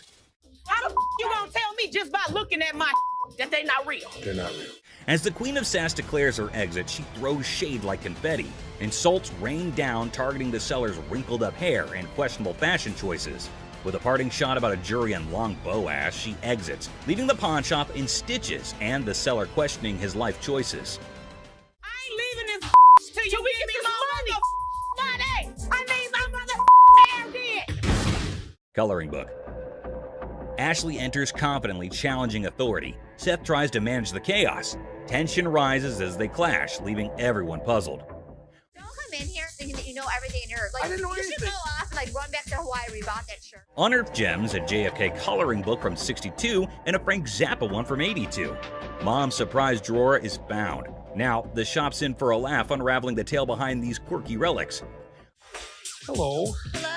I have a John F. Kennedy coloring book from 1962 and a Laugh out loud scene as the seller confesses to buying a Frank Zappa coloring book at 25, never cracking it open. Now, with 3 daughters in college, it's a hilarious quest for cash. The quirky relics become the center stage for a funny exchange in the pawn shop. So why do you want to get rid of it since you loved him so much? Well, I have 3 daughters in college and I need money.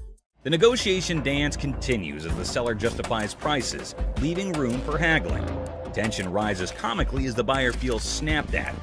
The shopkeeper offers a research break, declaring, "I'm not in a hurry," in this pawn shop sitcom starring quirky characters. Okay, do you want to give me some time to do a little research on this, You can or? have all the time you need. I'm not in a hurry. The plot thickens as Ashley discovers the price coloring book online for $8.75, triggering a hilarious spat. I didn't say any of that Can you read that? $8.75. So make me an offer. 0. She hilariously expresses her dismay, accusing the customer of rushing and shoving a phone in her face. I'm looking at the one that he wanted $50 on, and I pull it off, and it says $8.75. The bickering ensues, with both claiming they're not married, adding an amusing layer to the pawn shop sitcom. I have to take him out this way. That's how much he pissed me off.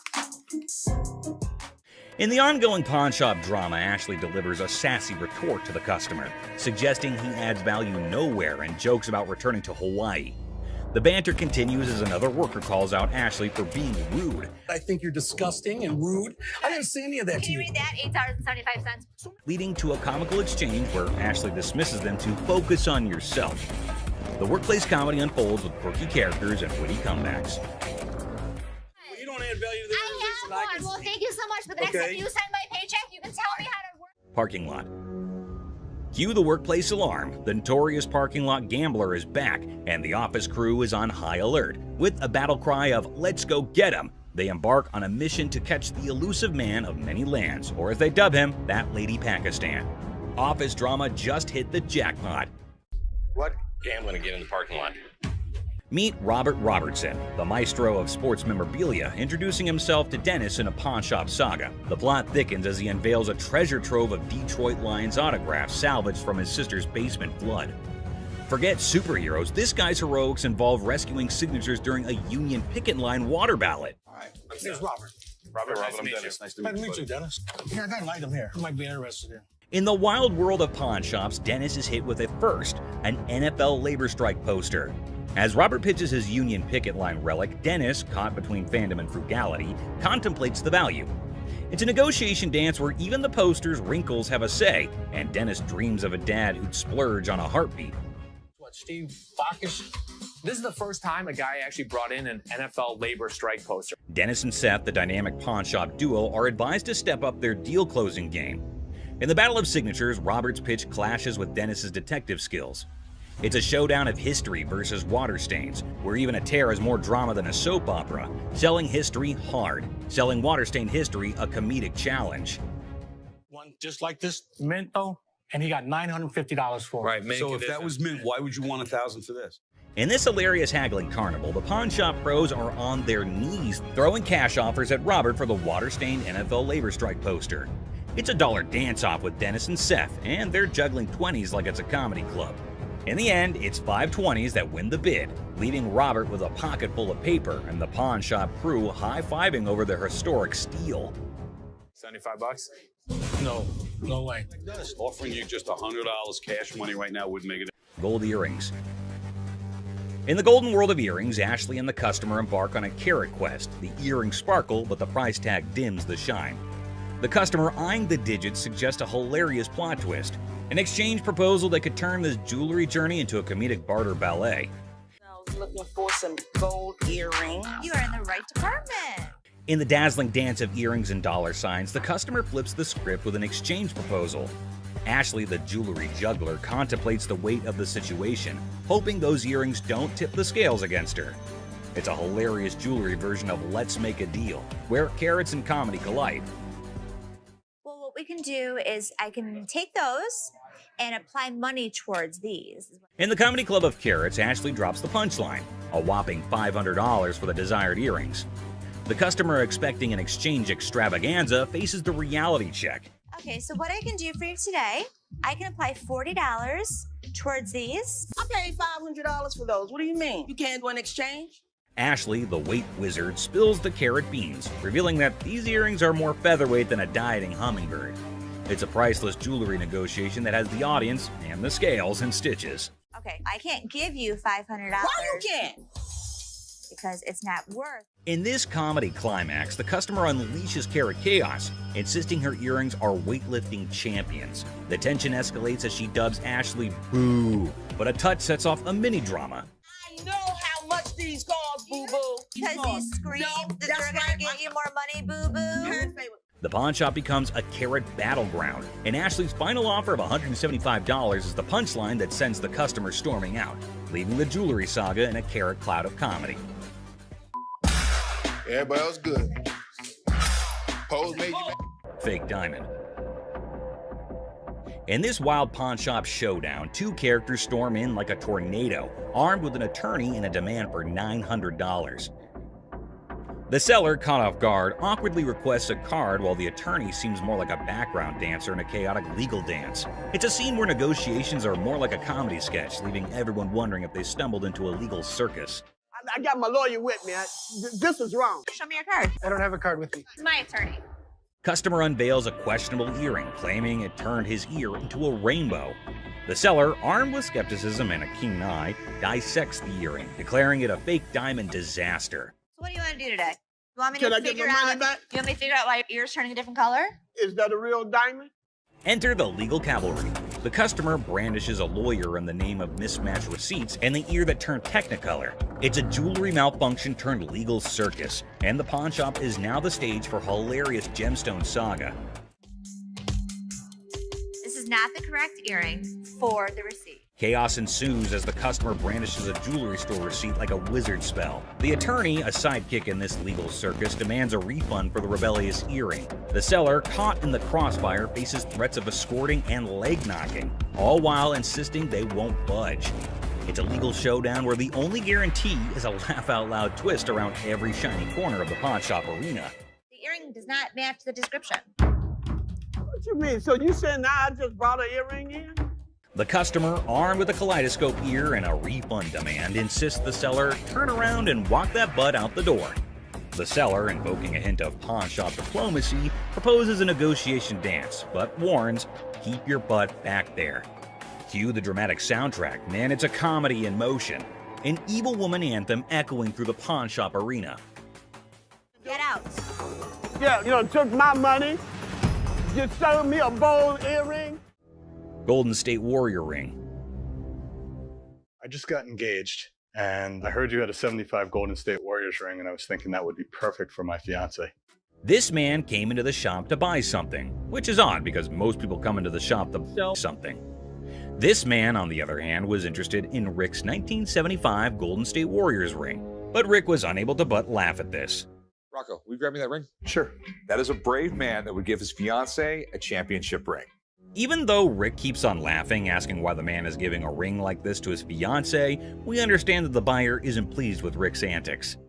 So what I did was I brought pictures of another 75 Golden State Warriors ring. The buyer produced photos of another Golden State Warriors ring and attempted to match them, which they did. Then he asked if it was a genuine diamond and if Rick had checked it. Rick told him that the stone was genuine. Perfect.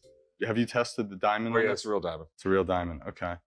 The buyer then proceeded to use his own tester to determine whether or not the diamond was genuine, as he was a collector and dealer of sports memorabilia himself. But as he went to test the diamond, it didn't pass. It's not testing. That's because you have a really cheap tester. So Rick stepped in with his own tester, which of course revealed that the diamond was genuine. Even though Rick was irritated by the whole thing, he chose to be courteous to the man. First fine on mine. Okay. I will trust that. The buyer requested for the amount after the ring had been tested, which Rick believed to be $11,500. The purchaser, on the opposite hand, had a budget of $5,000. Any 11 grand, that's what I can do. That's your bottom line? Yeah, okay. Best price. Because Rick refused to go any lower than $11,000, the buyer was forced to leave the business unhappy and empty-handed.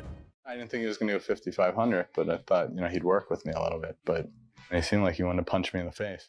Wells Fargo's safe deposit box. What do we have here?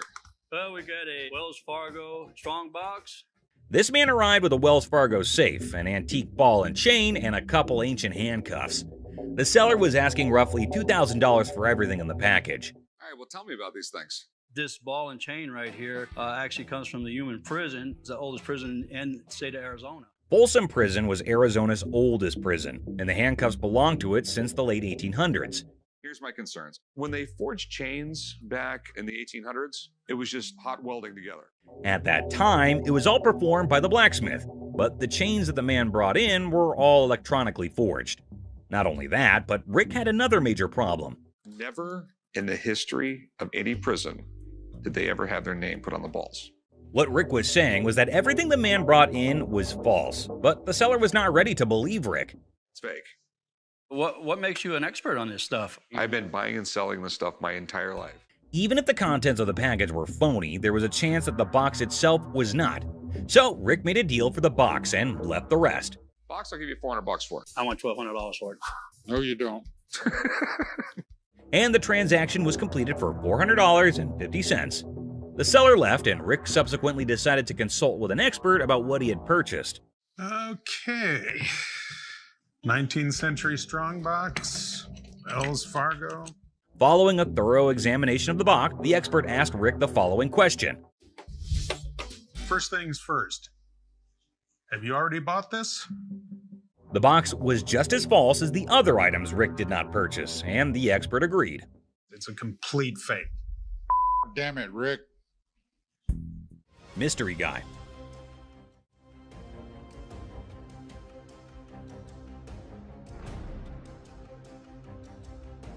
Right there.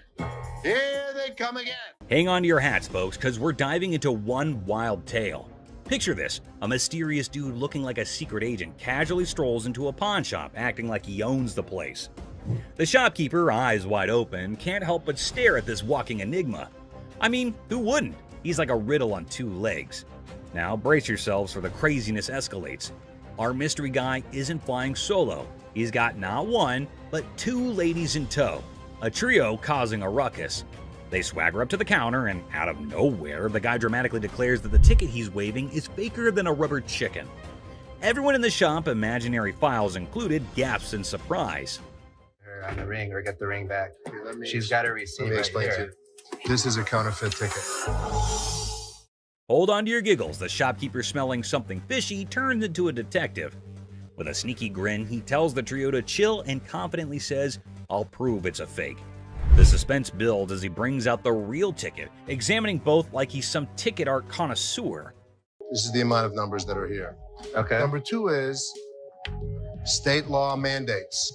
Hold on to your funny bone. The shopkeeper spots the differences quicker than yelling "fake alert" with a big old grin. He declares, "Nice try, folks, but your ticket is faker than Monopoly money." Cue the imaginary mic drop in the background. But whoa, Nelly, the trio isn't throwing in the towel just yet. They get into an energetic discussion, pointing fingers, thrashing arms, and hollering as though they're contending in a yelling challenge. It resembles something out of a sitcom, and you can't resist the urge to chuckle at the idiocy. In the grand finale, our mysterious guy and his partners in crime admit defeat. Looking a tad embarrassed and probably feeling a smidge silly, they storm out of the pawn shop. The shopkeeper, now a hero in counterfeit ticket detection, is left with a bunch of baffled onlookers. And there you have it, a hilarious adventure that's weirder than fiction and funnier than a clown on a unicycle. Comedy gold, my friends, comedy gold. Gun cabinet. Well, it's a desk, but it's not really a desk. It's actually a gun. So what this woman brought into the pawn store was not anything that was common. It appeared to be nothing more than a plain desk, yet it was far more than that. It's a gun desk. Yes, when you push down on the inkwell, a bullet fires out through the trapdoor. When you press down on the inkwell, a bullet fires out through the trap door, and this desk transforms into a pistol when the time comes. If I sell it, that's fine. If I don't, I'm okay with that too. Thus, the merchant visited the business not exclusively to sell the weapon work area, yet additionally to figure out more about it. She needed to realize who possessed it, the way things were utilized, how old it was, and other such data. I was trying to figure out how to open it and had a really good look inside it and said, While hunting for a nice little desk, she came across this one. But when she got it home and attempted to open it up, that's where she discovered it wasn't what she thought it was. I've seen desks with hidden gun compartments, but I've never seen a desk as a gun. Rick thought it was something out of a James Bond movie, and he was so engrossed in it that he forgot he was actually pushing his face against a gun. Do you mind if I have a buddy look at this thing? Because I am just completely lost here. Not at all. Rick believed it was best to have an expert look at it after taking a closer look, so he called one. Gun. This is the gun. What? The master had never seen anything like it, and had no clue about what it was utilized for. Yet, in lieu of what he saw, the master reasoned that it was made somewhere in the range of 1890 and 1910, which was an issue. Even though he couldn't guarantee it, the Pawn Stars may buy it in a gray area. Bring it to a gunsmith and have him professionally deactivate the mechanism. Then it can be legal to buy and sell. The only way to buy and sell it legally is to take it to a gunsmith and have him deactivate the mechanism. Only then can it be simply and legally acquired and sold. I wish I could help you out more. It's just one of those things. Thanks for bringing it in. Oh, you're welcome. Orange Bowl ring. I decided to come to the pawn shop today to sell my Penn State Orange Bowl ring from 1973. This individual then brought in an Orange Bowl ring from Penn State in 1973. He was in the shop trying to sell it since he needed the money for upgrading his house, and he reasoned that it must be valued at least $1,500. Where'd you get this? You know, I went to Penn State and guy down the hall played on the team, and he needed some money, and I bought it back then. The seller claimed that one of the team members needed some cash and that the only thing he had was that ring. Thus, the man paid him the necessary funds and purchased this ring. You know, it was Jeff Clark. He didn't play too much, but he was an outside linebacker for the team. This particular ring belonged to a linebacker named Jeff Park, who was a member of the squad even though he didn't play much. What are you looking to get out of it? I'd like to get $1,500. Okay. Just as he previously stated, the man wanted $1,500, but Rick needed to examine the situation more carefully before making any moves to get the ring. It was then that he discovered that the ring had a problem. The price is reasonable, but it's illegal for me to buy or sell anything when any identifying mark has been removed on an item. The ring was cool, but it was also reasonably priced considering that the engraving makes it completely identifiable. It was no longer lawful for Rick to purchase or sell this ring after the engravings were taken out. I'd be more than happy to buy it off you for $1,500. Problem is, it's like buying a car without a VIN number. The seller was a little confused as to how the removal of a few inscriptions might make the ring illegal to purchase or sell. As a result, Rick and Corey had to thoroughly explain everything to him and let him know that despite their best efforts, they're unable to handle it. All right, dude. Okay. Sorry I couldn't do nothing with it. Okay. I know 1,001 people I could have sold this ring to and made it. A fake bill. I have some political memorabilia, the Secret Service ID for J. Howard McGrath, Attorney General of the United States. This individual entered the pawn shop with a $10 bill that had several signatures on it, a White House pass, and several Secret Service IDs. He estimated 1,000 figures for each of these items, but before beginning to negotiate, Rick needed to learn more about them. He was the chairman of the Democratic National Committee when Truman ran for president. Rick was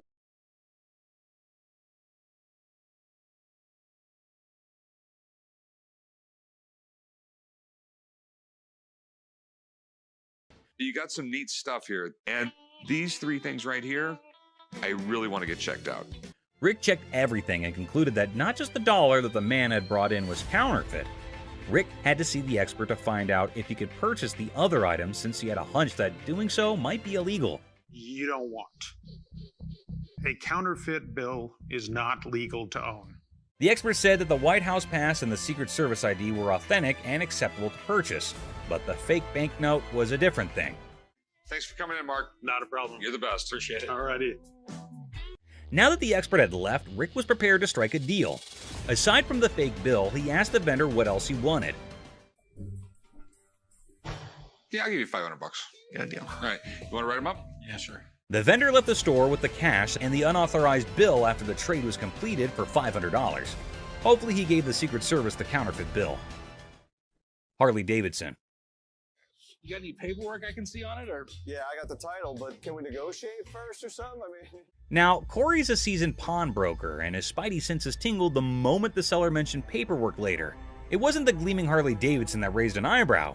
It was the seller's insistence on negotiation first, documents on hold. See, Corey's dealt with his fair share of shady characters, and a bike like this beauty attracts all sorts. So with a polite but firm smile, Corey politely pushed back. Paperwork, he said, before we talk about the price. Standard procedure.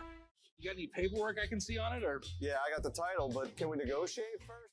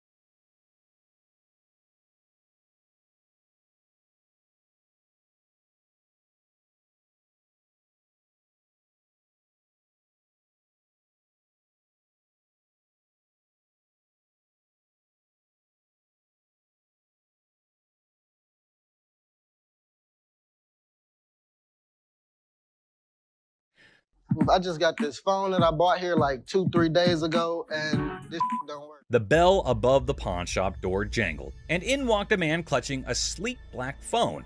He announced, smooth as silk, that this beauty was a recent purchase, now sadly broken. The camera don't work. It keeps freezing and like that. He claims that it's just too irritating to use because the phone freezes frequently and the camera doesn't function. Download a camera function? No, it clearly got a camera. Why would I have to download it? When it was questioned if he had downloaded the camera feature, he became very irate. If he's telling the truth, then why does this inspection set him off? And why was he even being questioned about getting the download? That isn't how it operates in any case. You got your receipt? No, I ain't got it with me. I ain't bring it. First of all, we don't sell it. We can decide.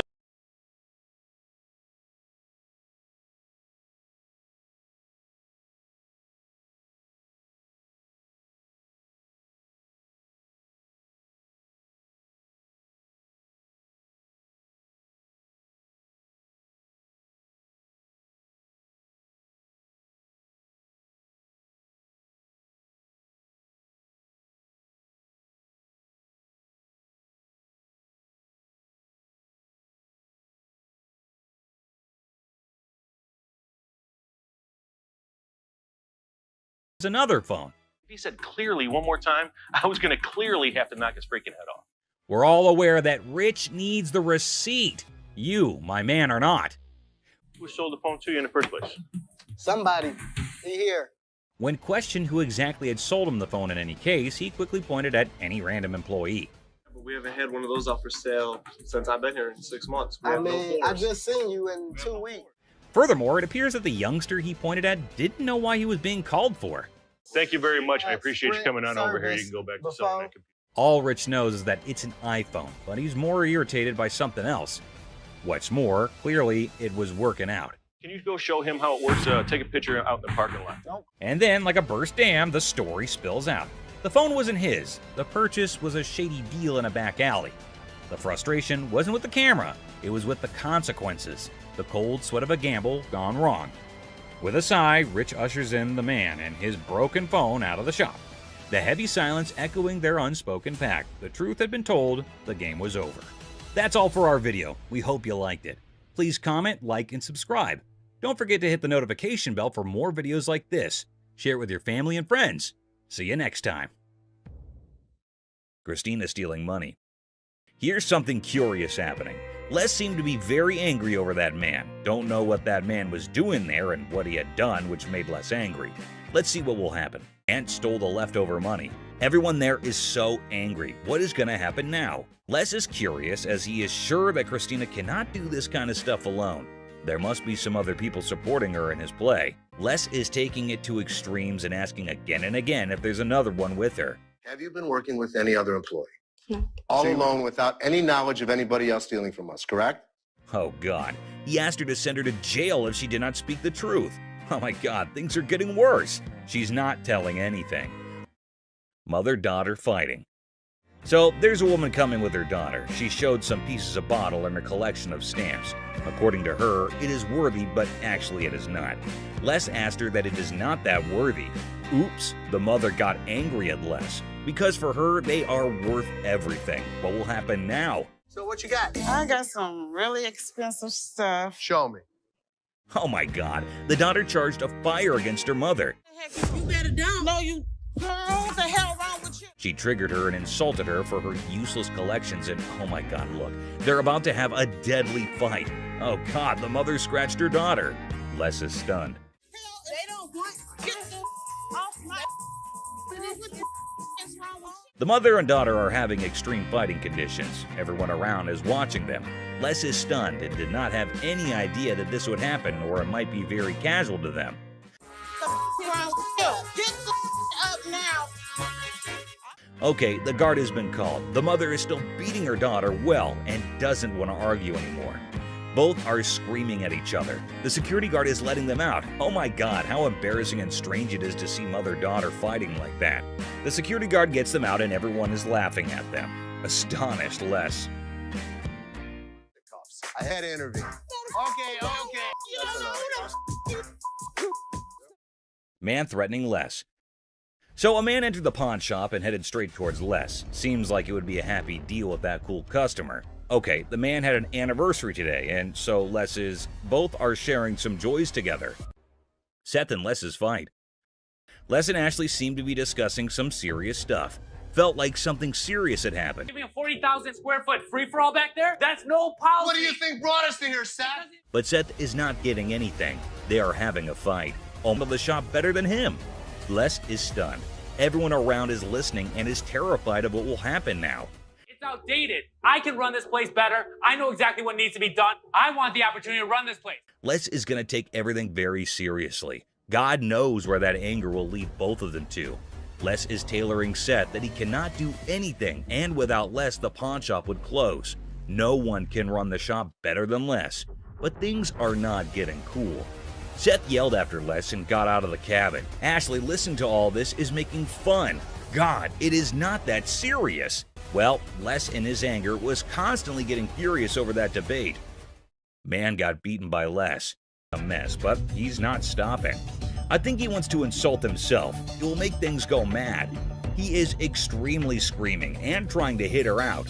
That crazy man is calling death. The guard came trying to beat Ashley and getting over her. I need my money. What you so mad for? Go ahead. Man, they took my money, man. Today, we've got a wild ride for you on Hardcore Pawn with some idiots. Get ready for a roller coaster of laughs, absurdity, and unexpected turns on this episode of Hardcore Pawn, where the ordinary becomes extraordinary. A $3 bill. Hi, excuse me. Yeah.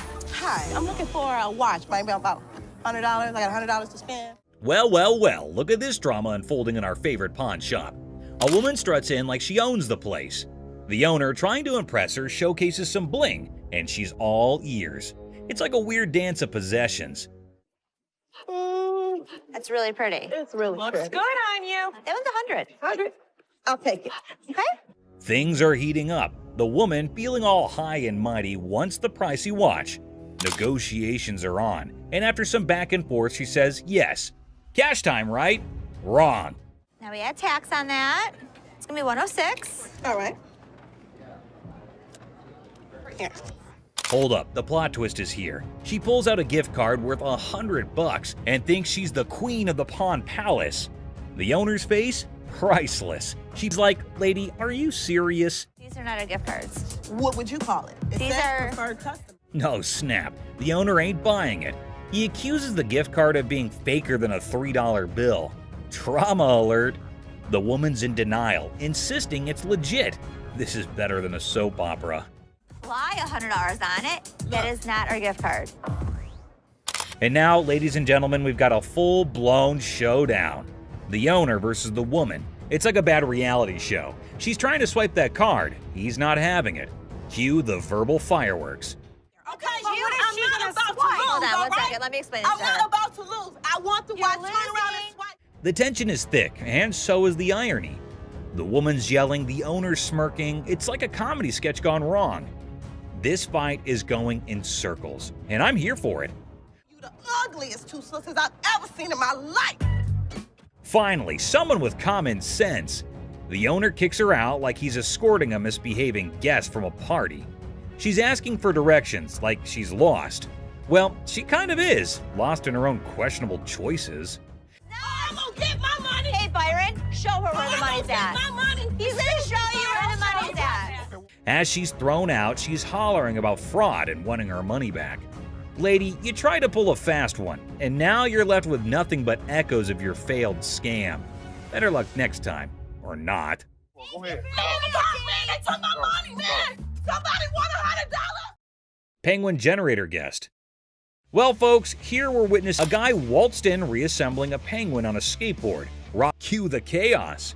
Security guards swoop in, dragging our penguin out like a grumpy rock star exiting the stage. Oh, you want to bet? Excuse me. Have a good day, sir.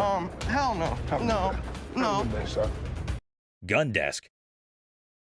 Today at the pawn shop, a lady brought in a mysterious desk that moonlights as a gun desk.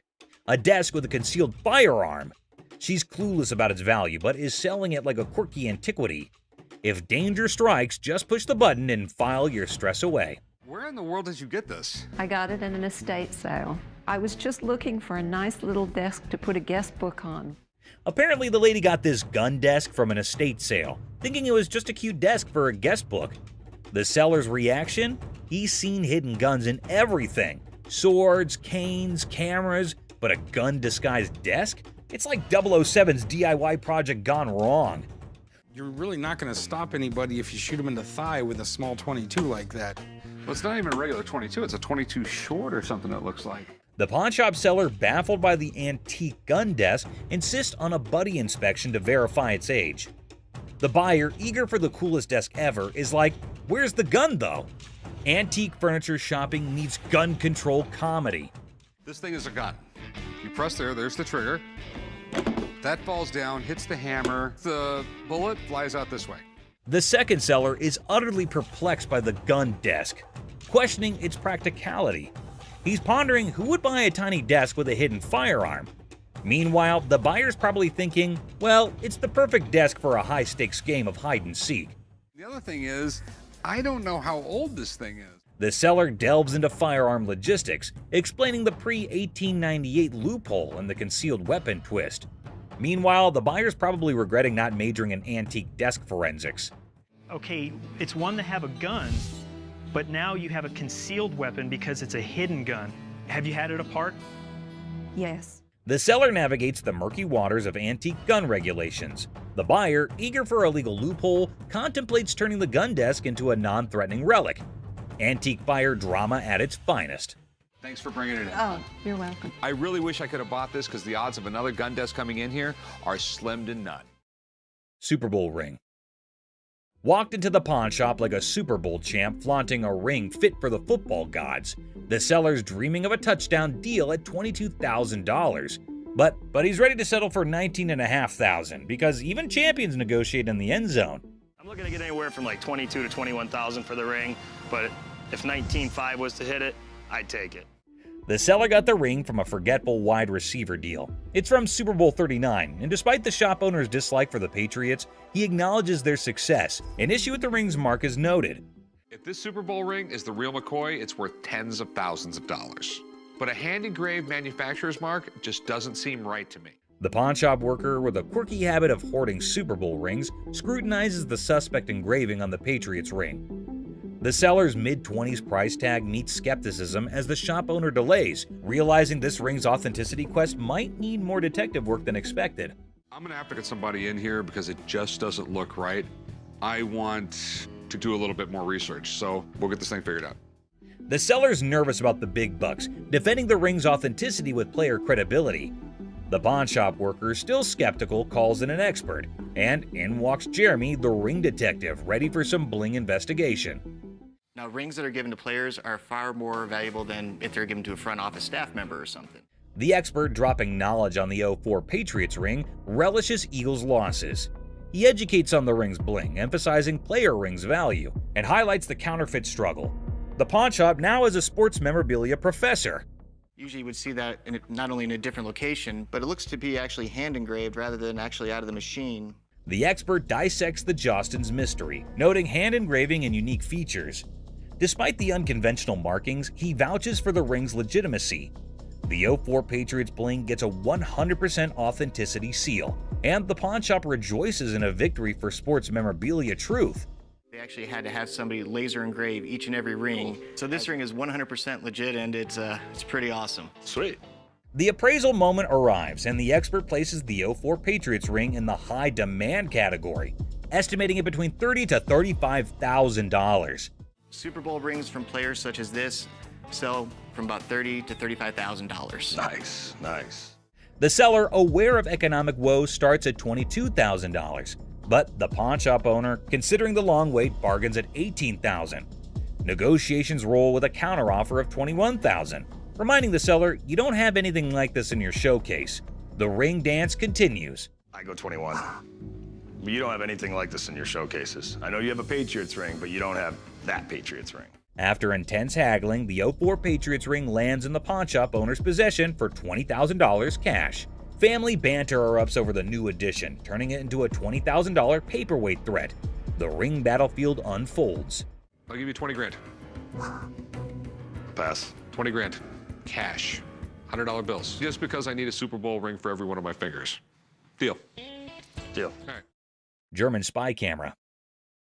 At the start, the speaker enters a pawn shop and introduces the item, a 1950s German spy camera reminiscent of something out of Inspector Gadget. The brief mention of Inspector Gadget adds a touch of intrigue and playfulness to the scene. So how's it work? You adjust these little dials here depending on what you're trying to take your photo of. The focus shifts to the camera itself, identified as a Minox 3. The speaker highlights its compact size, likening to a cigarette lighter. If you give a 10-year-old a camera and say it's not just a camera, it's a spy camera, it probably got you out of your parents' hair for a couple hours a day. Oh, yeah. The customer expresses the purpose of their visit to sell the 1950s Minox 3 spy camera. The stated price expectation is around $150, indicating the perceived value of the vintage device. With all this on there, it makes it completely illegal for me to have anything to do with it. Chopper loan negotiation. So how can I help you? Yes, I got this. I can help him. I got it. How do you think you know more about silver than I do? I know how to price it. I know exactly how to. In a high-stakes confrontation at a jewelry counter, emotions flare as two individuals argue over expertise. Tensions rise with each claim about pricing silver, creating a chaotic scene. $30,001. No, it's not the $1. 30 grand. I'd like to say yes. Listen, 40 or 20. Let's slip a coin. The scene shifts to a pawn shop where negotiations over a custom-made chopper motorcycle take center stage. The owner seeks a loan, facing financial struggles and desperate circumstances. What are you doing? What you got? See if I can get a loan on my chopper. It's a 113 motor. The motor alone was $7,000. The stakes rise as a coin flip determines the fate of a $20,000 loan for the chopper. The tension escalates, showcasing the unpredictability of financial decisions and the impact on the customer's life. I've seen a lot of motorcycles come in here, but I've never seen one like this. Okay. I need about $10,000. The focus shifts to the custom chopper's specifications and sentimental value, highlighting the emotional connection due to the brothers' craftsmanship. The negotiation becomes a delicate balance of compassion and financial reality. On a loan, about $5,000. Paying off both, or I mean, 5,000. I'll go 5,500. all right. Deal. All right, we'll get change you low. 5,500. The episode concludes with a deal struck at $5,500 for the motorcycle. Despite falling short of the initial request, there's a glimmer of hope for the customer, bringing a mix of relief and uncertainty. Misguided price pursuit. Look at that. Is it real? You gotta pull this. Pull that. Try pulling that. I don't know how much that is. You got nothing. Two black women enter a pawn shop and discover a game machine. Excitement turns to disappointment as they realize it's for entertainment only, not for winning real prizes. This is a toy. That's a toy. It's a toy. This is here for the You're the manager. I'm the man. Nice. You're not gonna get it. The atmosphere intensifies as the women express their displeasure, demanding a prize from the machine. The situation escalates and the guard steps in to address the misunderstanding. Let's go. Whoa. Well, just keep walking, man. Keep walking. Don't tell me what's going on. Come on. Y'all out of order. The conflict peaks as the women continue to argue for a manager's intervention. The guard ultimately expels them from the pawn shop, concluding the incident. Bubble hockey. Bubble hockey. Detroit Classic. I'm thinking $2,500. How much did you pay for it 10 years ago? $3,500. A pawn shop encounter unfolds as a customer eyes a bubble hockey game. Negotiations kick off with the customer seeking $2,500, but the pawnbroker questions the value. Under $1,000. Maybe we work out a little game, winner gets the price. 900 if you win, 500 if I win. Oh, can't do it. The negotiation continues with the pawnbroker proposing a lower price, suggesting a gaming duel to determine the final cost. The customer hesitates, seeking a higher amount. $100 out of this thing. 16 you win, 400 I win. All right, I win $1,600. The game begins and the customer dominates the bubble hockey match, securing a convincing victory. The pawnbroker acknowledges the expertise and adjusts the evaluation accordingly. Let's go. I know I'm gonna win this bet. These aren't those $1,200 ones? The conclusion sees the pawnbroker acknowledging the high value of the game, recognizing it as a genuine classic worth $2,500. The customer prepares to complete the transaction. Wrestling trunk triumph. We have a champion item for you today. I think I got your new bathing suit over here. I don't think that's my size or my style. The episode presents champion-level memorabilia, wrestling trunks worn by Titus O'Neil during Money in the Bank. Banter between the pawn shop staff sets a lighthearted tone. Well, these are wrestling trunks. Okay, are they worth anything? So where did you guys get these? From a buddy of mine shortly after the show. Negotiations unfold as the seller details the trunk's origin, worn by Titus O'Neil and his college football background. Price discussions ensue, involving humor and strategic bargaining. Oh, how much are you looking to get? $1,800. Are they worth that? What do you think about 800? What about 14? Money at $1,000. Go for it. You have a deal. All right. Okay. The negotiation reaches a climax as Chumley proposes $800, leading to a amusing wrestling-themed banner. The final agreement settles at $1,000, and the seller agrees to the deal. And you sure this is like real and everything? Yeah. But you're sure they're real? 110%. Concerns about authentication arise, with reassurance that the trunks are genuine. Rick, the pawn shop owner, decides to break even on the purchase and seeks dinner in return. I'm gonna go look at stuff I understand. I thought you might want to put this back in your collection. Absolutely. It's my first WWE Championship match, and I won the Tag Team Championship. Titus O'Neil makes a surprise entrance at the restaurant, sharing the backstory of the trunks and their historical significance. The emotional reunion adds a personal touch to the transaction. We bought them for $1,000, so if you just let me break even and give me dinner, I'm good. Got me a little black bag and everything. Look at that. The episode concludes with Titus O'Neil expressing gratitude, and the pawn shop staff excitedly anticipates dinner. The atmosphere remains lighthearted, emphasizing the unique experiences of the pawn shop. Gunfire and negotiation. And it was handed through the generations to me. What are you trying to get out of it? I'm looking for $50K. 50,000. 50,000. Corey introduces Alex to Craig, who has a fascinating antique wheel lock gun. The guys are amazed by its rarity and history, and Alex is about to share some cool facts. Man, this is stunning. Dating from about 1600s. I've never seen anything like it before, but he's asking $50,000. Alex dives into the history of the wheel lock, revealing it's a German-made firearm from the 1600s. Craig is nervously considering a $50,000 price tag. Alex suggests a test at the range. Yeah, this is special. I love this wheel lock. And you still want 50 grand for it? Absolutely. After research, Alex discovers that the gun belonged to a Prince Archbishop's personal guard. The guys head to the range for a nerve-wracking but successful test, and Craig's asking price is discussed. Nice! What do you think it's worth now? I think it's $40,000. In a quirky twist, Corey notices devil emoji targets for a gun designed to protect a Prince Archbishop. The gun fires impressively, and Alex estimates its value at $40,000. Not as easily as I could do 30. I would go 32.5. We'll lose it over that. We'll do 32.5. The negotiation begins with Corey expressing admiration for the unique gun. After some back and forth, they settle on $32,500, striking a deal for the exceptional wheel lock gun. Churchill letter. A historical dealer brings a Winston Churchill letter to the pawn shop. The seller's writing? Not so great. But hey, it's Churchill, and the drama begins. I have a Winston S. Churchill typed letter signed. Okay. A quirky twist. Churchill wrote to a food writer about a paperweight from Benjamin Disraeli. The pawn shop team dives into the historical circus, paperweights and all. Enter Steve, the expert, unraveling the mystery of Churchill's signature. The magnification saga begins, complete with ink flow discussions and hilarious attempts to decipher the genius's handwriting. A surprise appearance by a 1968 Jack Kevorkian Volkswagen van shakes things up. The chopper deal is done, but now Churchill's letter gets a comedic price tag dance. Negotiations, magnifications, and laughs galore. The thing I do like about this is it's got the writing on it, and I would put the value at the high end of that scope, so probably about $1,500. The final act, the pawn shop owner, a smooth talker, bargains down to $1,200.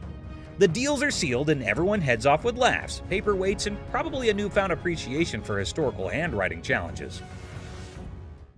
I think 1,200 sounds good. All right, it's a deal. Thank you, Mr. Harrison. Meet you right over there. We'll do some paperwork. Goofball. Our tale kicks off with a grinning goofball strutting into a watch shop, exuding joy like he just hit the jackpot. His guest snagged the ultimate timepiece. The shop's proprietor, eyes sparkling with mischief, unveils a watch that could outshine Big Ben. Our hero, wide-eyed like a kid in a candy store, marvels, "Wow," treating it like a time-traveling marvel. But oh snap, it's tagged at a hefty $75. Cold, hard cash, not Monopoly money. Undeterred, our bold hero eyeballs another watch, a jaw-dropping $599. His face? Priceless shock. Unfazed, he blurts, "Yes, I want it!" Then comes the knee slapper. He pulls out a crumbled $2 bill. The shopkeeper holds back laughter, educates him. "That's $2,000, sir." It's a $2 bill. Okay, and it's worth $2,000. You can practically see the gears in the guy's noggin spinning, desperately seeking a way out. "Anyone up for a cash exchange?" he suggests, madness twinkling in his eyes. The shopkeeper, smelling trouble, hesitates, perhaps a financial genius or a victim of too many cartoons. In a wild finale, our hero with a mischievous grin hurls absurd insults like, "You're chunky with a giraffe-like neck." The bewildered shopkeeper calls in the guard. Enter the guard, booting out the funny guy, leaving the shop in stitches. Have a good day. Big Mouth is hungry. Unexpected drama. Strap in for a wild pawn shop ride. A lady steals the spotlight, but surprise, Mr. Sneaky tiptoes in for a bear hug, sparking unexpected drama. Gasps echo as the leading lady jumps, but it's just a playful fella. Great day in American jewelry. Laughter erupts. Who knew a pawn shop could be a comedy club? In this 6-second snippet, the pawn shop transforms into a stage for unexpected antics, surprising and delighting in this unlikely comedy setting. Great day in American jewelry. What can I say? In the chaotic shop hustle, a dude flaunts a watch that could fund a small country. The shopkeeper, hungry for a bargain, attempts a haggling dance. But Mr. Watch Wizard wants stacks on stacks. I came over to sell a beautiful watch. Okay? Tell me a little about it. Cue the dramatic moment as the shopkeeper grabs him, yelling, "Hold up, time traveler!" Suspense builds as they investigate. Is it legit or a fancy imposter? Get ready for the ticking truth. So can you come back in about an hour? No problem. Perfect. I'll see you in about an hour.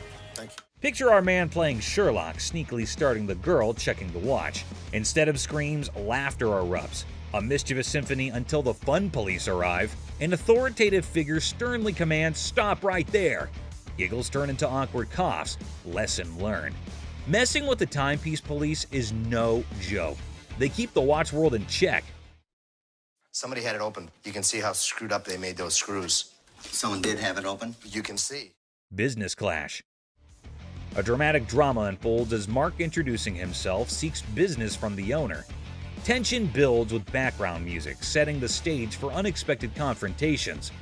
Clearwater, Florida, but I have family up here in Northville, and we're starting a towing company, recovery, impounding. Mark pitches his towing business, convinced it's a better venture. The owner, unimpressed, rejects the offer, leading to a clash of perspectives and business philosophies. Well, things happen. We don't have that problem because we have fences around the building.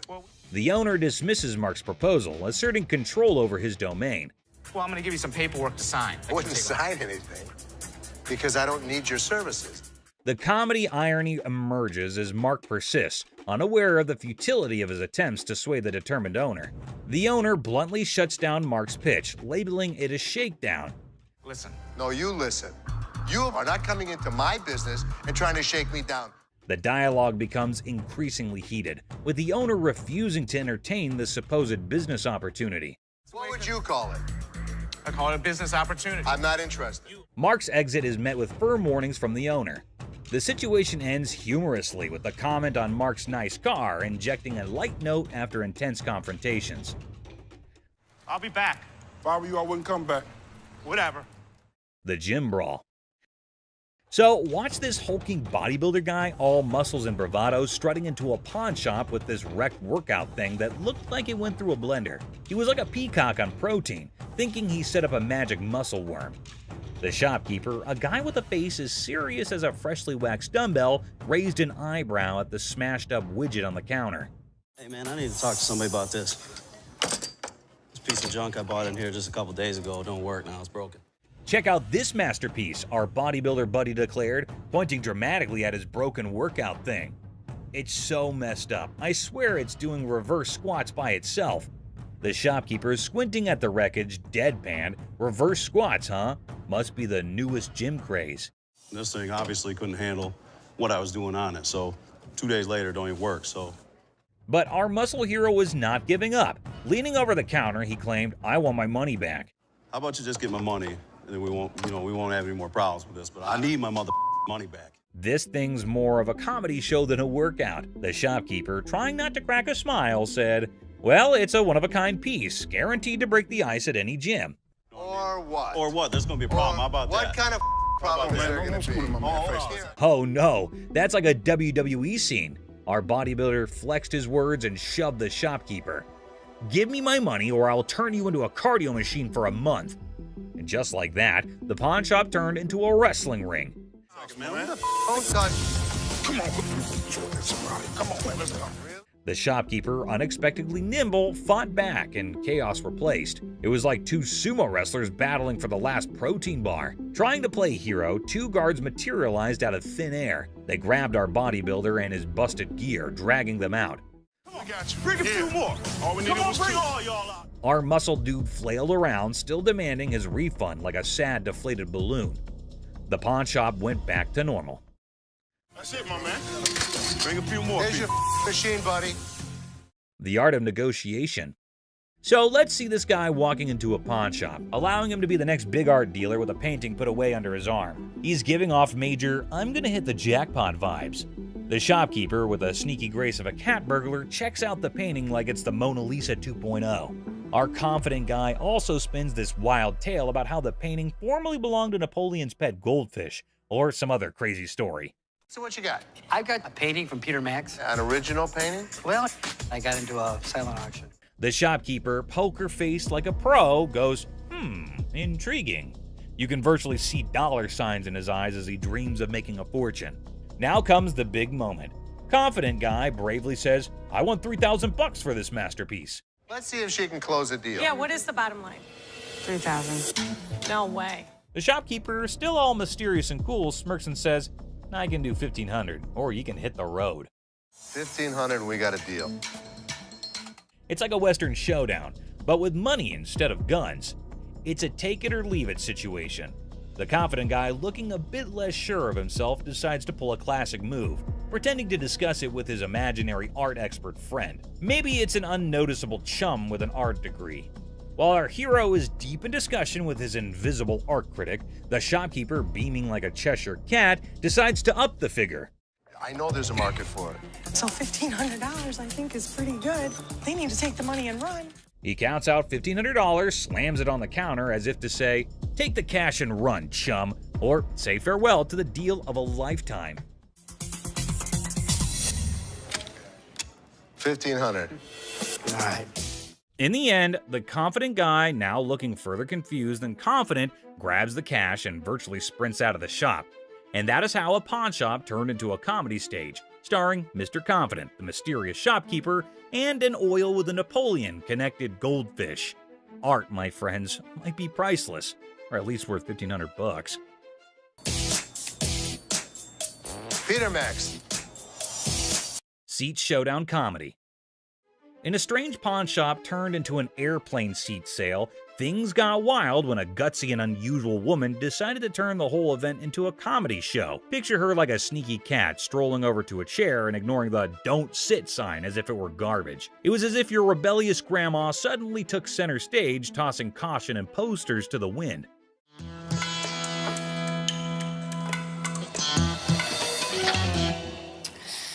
Then in comes the lady running the shop, armed with politeness and a simple request for the lady to give up the seat. Little did she know she was about to get into a funny showdown with our cool and calm customer. The woman, looking super confident and mischievous, said, "Just let me be," treating the chair like her personal throne. Okay, these are for sale. We don't have like a trial and error. Okay, well, I'm not trying to buy them. I'm just trying to try them out. As if that was not funny enough, the secret guards jumped into the blend. The shopkeeper, determined to bring order back, tried nicely to get the bold woman out of her comfy spot. But our fearless main character was not having it, bravely declaring, "You cannot make me move." And what you can do is leave me the alone. Okay. Yeah. Then comes the guard trying to lift her off the seat. Suddenly, there's a big scene. The woman, now a pro at making a show, indicted the guard of bothering her and indeed threw in the surprise of claiming it was sexual harassment. The pawn shop turned into a stage for a solo performance, with our main character making up the script on the spot. No, thank you. Get on the No, you can get your hand off. Get your hands off of me. Get your hands off. But the comedy did not stop there. Wanting to leave with a bang, our leading lady dramatically fell to the bottom, blaming the confused guard for pushing her. The shop, once a place for buying and selling, turned into a theater for a funny play where reality and silliness conflicted in the most hilarious way. Girl, You pushed me. I didn't touch. Did I touch you? And just like that, the woman in the pawn shop left everyone.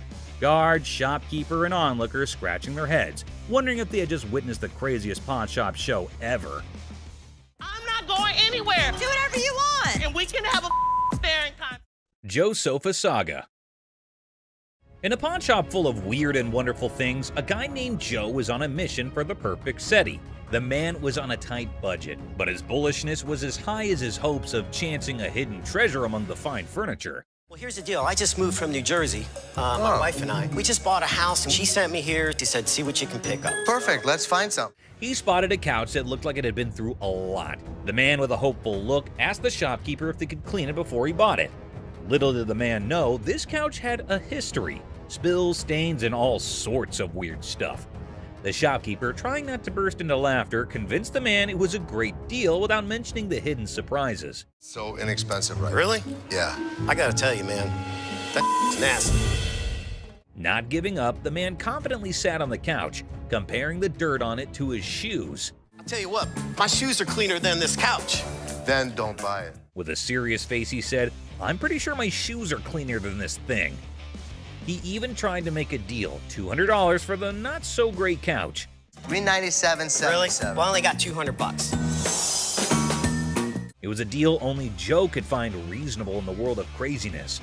The real laughter started when this man, without thinking much, joked that if the couch were the shopkeeper's daughter, she must be a nasty one. The line between funny and awkward was getting blurry.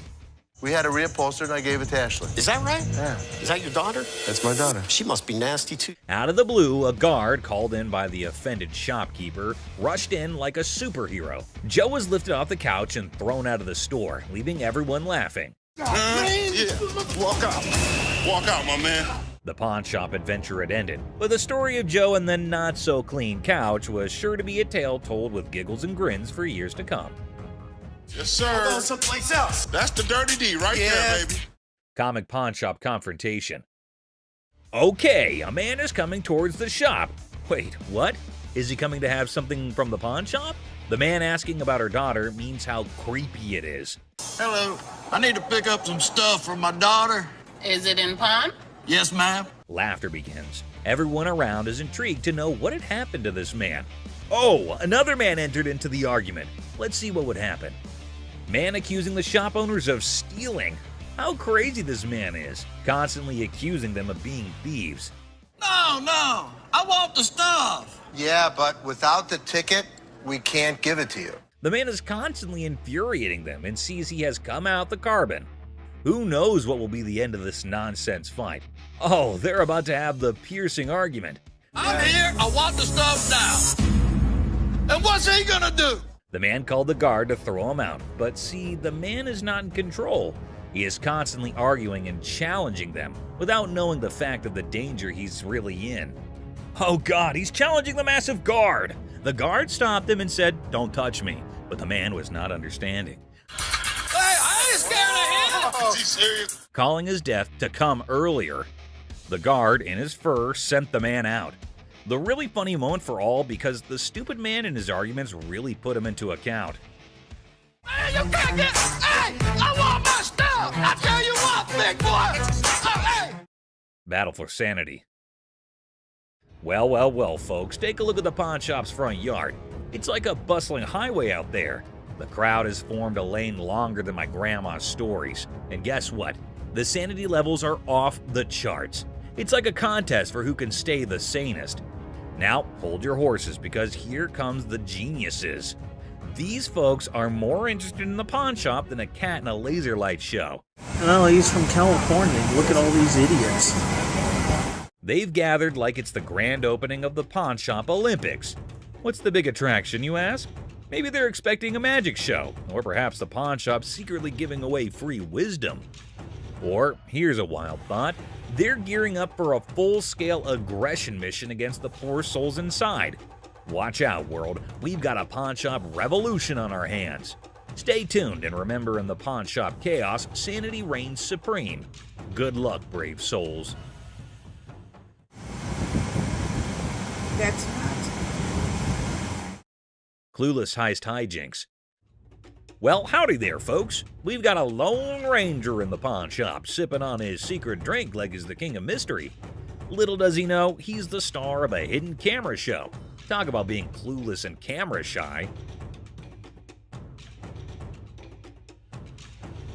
Hold your horses. Looks like our man might be plotting some grand heist, doing his best Sherlock impression.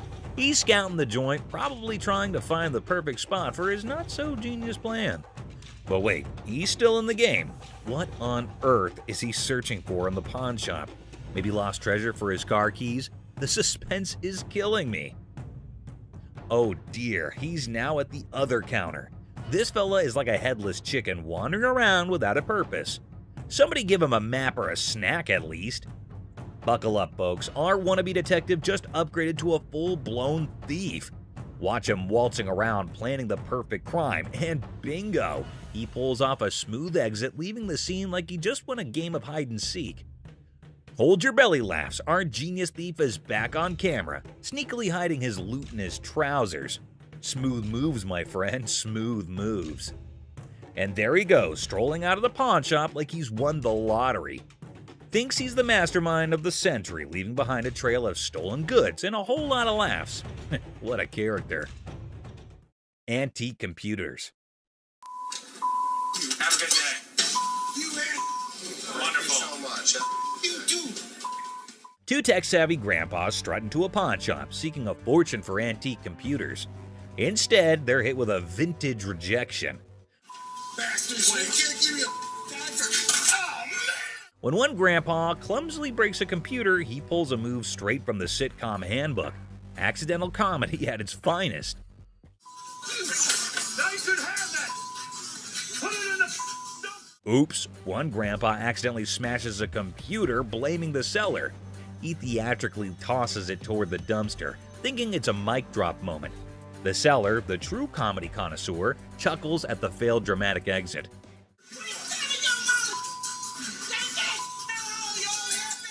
Here comes the queen of sass. A lady emerges roasting the old hillbillies and offering them an A-grade exit.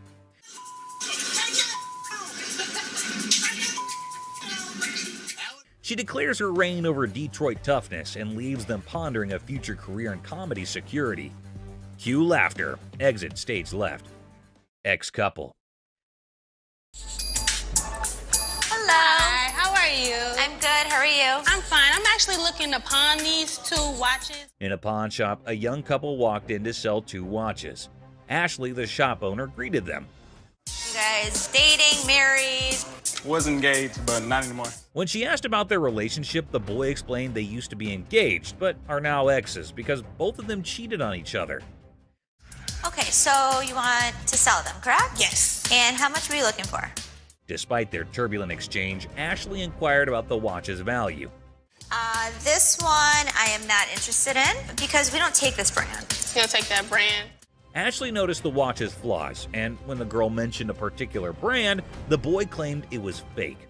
You are more than welcome, to leave that here and we can send it out to get the crystal replaced. As Ashley attempted to facilitate the watch sale, the ex-couple's argument escalated. Oh, was she talking We to ain't him? got all Were you day. talking to him? No, you weren't. Shut up. The situation took an unexpected turn. You never had no life before me. I won't. You never had no life before me. Girl slapped the boy, turning the pawn shop into a battleground of emotions. Had no life before me. Let's go. Let me go. Let's go. Let me go. The situation escalated post-slap as the boy, fueled by anger, forcefully dragged the girl outside. I walk outside and the lady comes back for her watches. I wish you luck. Ashley returned the watches to girl by going toward them and wishes them good luck. Shark costume.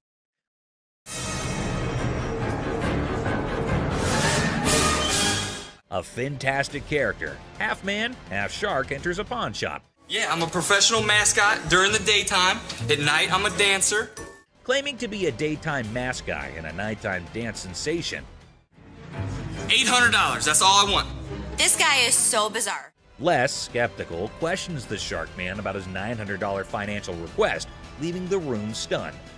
Don't they have those in Halloween costume stores? Les dismisses an awesome shark costume as a Halloween costume, but Rick takes it on, turning the pawn shop into a makeshift underwater comedy club, despite Ashley's rejects due to an unpleasant odor. See? It works. $800. Les, a pawn shop owner, is captivated by a customer who demands $800. You're missing a speeder. Oh my God. But when he reveals his naked self, Les's jaw drops. Hey, where's Ashley going with the naked guy? Tom, between amusement and disbelief, Les performs the quickest eviction in pawn shop history, leaving the customer high and dry. Ching Chong TV. Girlfriend's about to fly back home without me. I have no money. It's the only way I'm gonna be able to go. Right. I want $200 for it. 200 for that? A hat-wearing kid strolls into a pawn shop, hoping to score $200 for his TV. The seller, feeling frugal, counters with a generous $15. What brand is that? Ching Chong. The boy, trying to lighten the mood, drops a Ching Chong brand joke, turning a place into a comedy club for skeptical sellers. 200 for that? Yeah. Never gonna happen. 13-inch TVs, I sell them for $15. Our persistent TV peddler keeps pushing for more cash for his 13-inch Marvel, but the savvy seller sticks to his guns at $15. Come on, please. I don't want to get stuck in a tray. The boy, desperate to impress his TV-loving girlfriend, gets sadder than a clown without his makeup. Girlfriend's about to fly back home without me. I have no money. It's the only way I'm gonna be able to go. Right. I want $200 for it. 200 for that? The seller, unamused, directs him out, ensuring love won't cost him more than $15 today.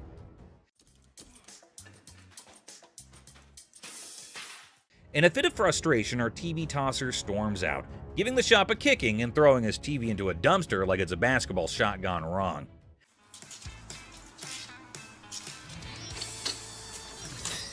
The seller, shaken but not stirred, mutters, "Idiot," and commands him to exit. You're gonna make me leave? Pretty much. Get the f out of here. Get off my property. Asserting his control over the TV-tossing theatrics. It's a dumpster-diving comedy masterpiece in 3 acts. Brain, not brawn. I got a loan on my wife's ring. Yeah? And when I first started coming here, I got a VIP card. I got more on the loan. Now you guys put me to a gold card, and I get nothing out of it. A bald customer, frustrated over a loan on his wife's ring, seeks resolution from the manager over a VIP card upgrade and the perceived lack of benefits. Tensions rise as they discuss the situation. No, the VIP is the gold. They're both one the same. We offer a promotion at American Jewelry and Loan. It's called a Gold Card membership. It gets more money in people's pockets if they want to get a loan and allows you to save money if you want to buy something. The pawn shop employee tries to explain the gold card system's benefits, but the customer remains frustrated. I am hearing you, but you're not listening to me. Tensions rise as the employee insists on the procedure, leading to anger, questioning, and physical comparisons. You think this is funny? I don't think it's funny. I think that there's something wrong when you start hitting your head against the side of the window. Creating an atmosphere of animosity and miscommunication. What are you going to do about it? I'm not going to do anything about it. What are you going to do about it? The customer and employee engage in verbal sparring, escalating tensions. You need to get out of my face, bro. Okay, I'm sorry. Let me scoot back. Really? The guard asserts their position, urging the customer to step back. The customer refuses, escalating the confrontation, leaving the atmosphere charged with hostility and unresolved conflict. Hell no. You want some? Whatever you got to bring. Come on. The customer's unwelcome invitation intensifies, leading to an unresolved atmosphere. That's what I thought. The customer's confrontational tone suggests a potential fight, escalating tension and the possibility of a physical altercation. Volkswagen van.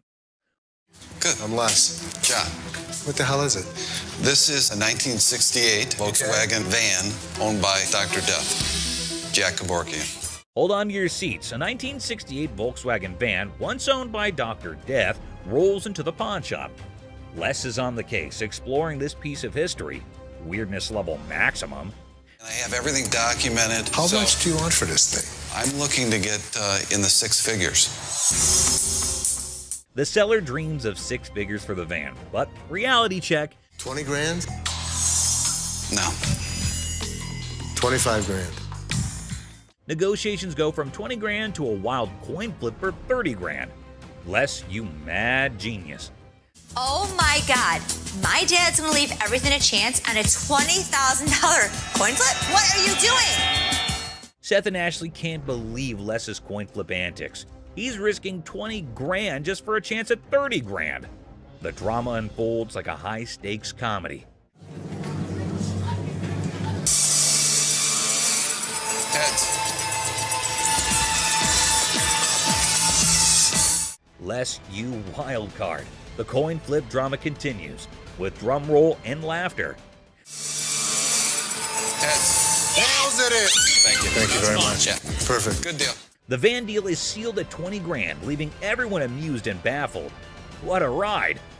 No question. I proved to my kids I still got it. Les, the coin flipping legend, celebrates his 20 grand win.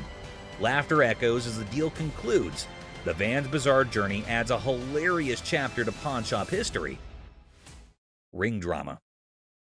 So what can I help you with today? I got this ring right here.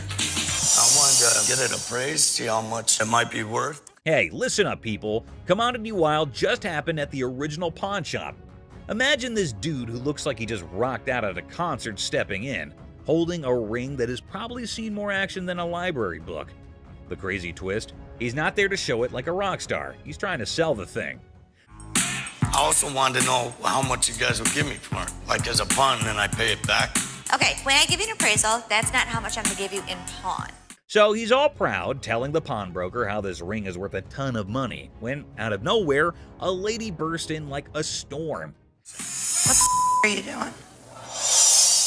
She's on a mission to figure out why her precious ring is about to be someone else's fancy jewelry.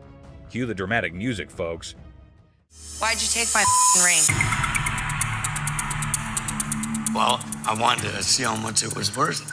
Bull. Now, our rock star wannabe is caught red-handed, dealing with an angry lady dead set on getting her shiny thing back. It's like a soap piece crashing into a rock concert, and the pawn shop is the main stage. I just wanted to know how much it was worth, that's all. You're a liar. Why'd you take my ring? I'm sorry. What? Things get intense as the lady slaps the crazy guy not once, but twice. And suddenly, the whole place goes silent. You could hear a leg drop, or in this case, a ring hitting the counter. The other people in the pawn shop are stunned, wondering if they accidentally walked into a live reality TV show. You're a idiot.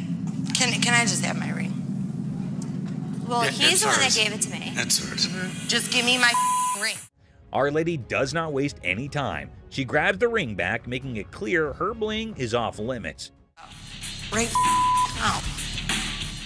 The embarrassed and confused rock star lookalike gets pushed out of the pawn shop by the triumphant lady.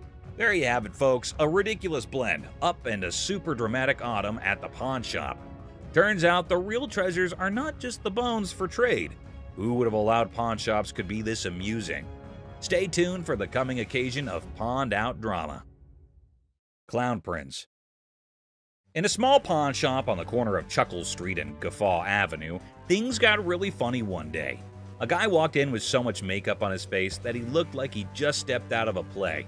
The shopkeeper, who was used to weird stuff, tried hard not to laugh as the man approached, sporting a rainbow wig that seemed to stay on by magic. I need to sell this earring because my little red Corvette broke down. No kidding. Absolutely. Wow. The man, looking mischievous, whipped out a fancy earring from his pocket and showed it off with a big dramatic gesture. The shopkeeper, holding back a laugh, checked out the earring like it was some royal treasure. You know who I am, right? No. Who are you? You don't know who I am. But actually, it looked more like a toy you'd find in a cereal box than something fit for a king. 1,000. I'm just asking for 1,000 just to get my limo. No. That's not real. You gonna help me out? Excuse me? That's a real earring, but it's not real diamond. Are you kidding me? Ignoring the fact that the earring was probably fake, the guy started dancing like he was the star of his own circus. Prince, right? Prince, absolutely. Wow. He even gave himself a royal title, calling himself Prince. The shopkeeper, now thoroughly entertained, clapped along as the guy did his goofy dance. With a cheeky smile, Prince claimed the earring was a super precious diamond passed down from his clown ancestors. The shopkeeper played along, giving praise to this pretend royal jewel, while secretly thinking it would make a great prop in a comedy act. As the funny business came to an end, Prince, not ready to leave without a big finish, spun back to the counter and started another round of funny moves. The shopkeeper and his assistant struggled to hold in their laughter, tears rolling down their faces as the wacky Prince danced out the floor, leaving behind a funny feeling that stuck around even after the rainbow wig was out of sight. Boss's TV fiasco. Hey everyone, gather around because something straight out of a funny TV show just happened at the local electronics store. Imagine this. The big boss barges in like a storm on way too much coffee. Didn't I tell you guys to restock the TV shelf? Didn't you see I was just with a crazy customer? Yelling about wanting to grab some TVs. I mean, who does not suddenly crave a TV spree, right? Now, the poor workers are stuck between a rock and a high-tech place and cannot take the boss seriously. I mean, who could? It's like the boss watched too many action movies and thought today was the day to be an action hero with innocent flat screens. I gave you a job to do and you didn't do it? Dad, you told us we were like little kids. How does a baby know how to do inventory? But stay, there's a twist. The main character, the boss, realizes things are serious and decides he needs backup. So, what does he do? Grabs his assistant like they're partners in a buddy cop movie. Hey, you know what? The hell with it. I'm gonna do it myself. Bobby J, do me a favor. We need to go pull some TVs. To help with this crazy TV mission. Because obviously snagging TVs is a job for a dynamic brace. Ash, Seth, right now. Right now. What? Right now. Let's just went down. What? Let's went down. But wait, there's more sitcom gold. Out of nowhere, another assistant rushes over to the boss's kids looking really upset. Why? Just went down. What? Let's went down. Dad, you all right? Well, turns out the master is now on the floor. Yep, the guy who was on a TV conquest is now chilling on the cold floor of the electronics aisle. Well, we have an emergency here. What happened? Did he say something hurt? No, he didn't say anything. We were pulling TVs. They call emergency services because apparently this is not just a shopping spree. It's a full-blown crisis.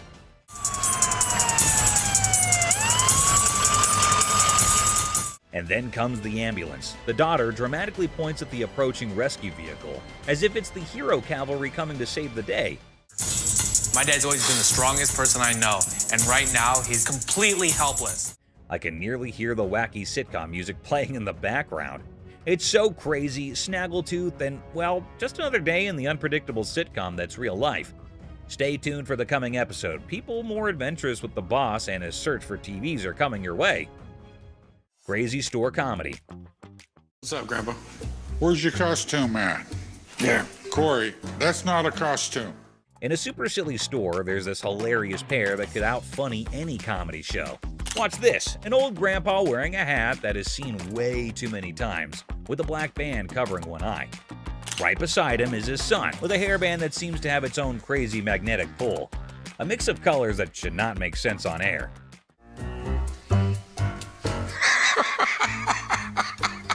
What?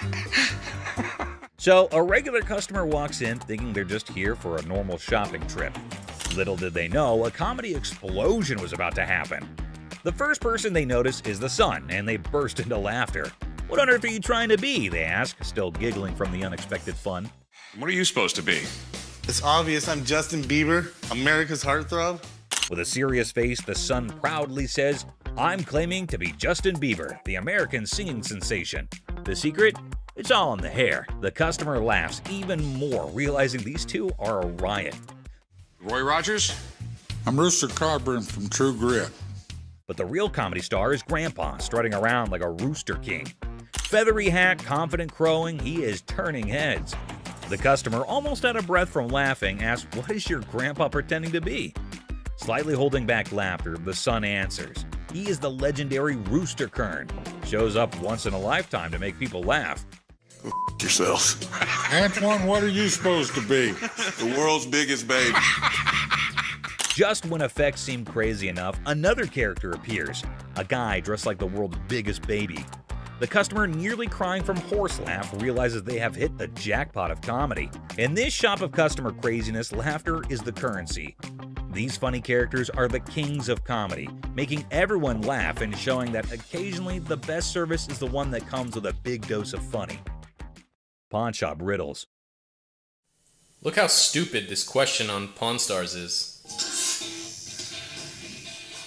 In this hilarious rant, the speaker dissects a seemingly absurd question about fake items in a pawn shop.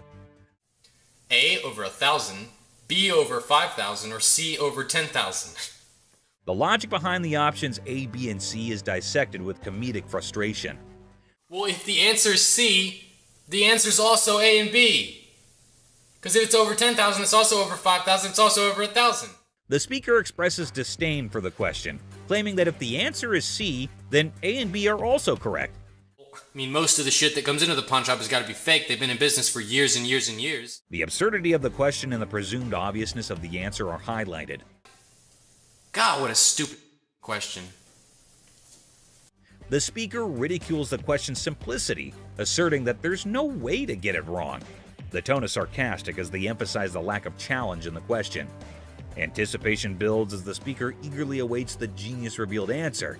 The expectation is set for a straightforward solution to the seemingly senseless question. The speaker's reaction is a mix of frustration and amusement as the answer confirms the over 10,000 scenario. The comedic exasperation with the question's lack of complexity is evident. That's all for our video. We hope you liked it.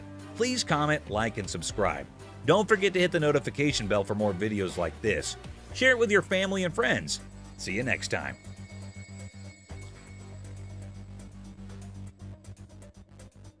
I mean, most of the shit that comes into the pawn shop has got to be fake. They've been in business for years and years and years. God, what a stupid question.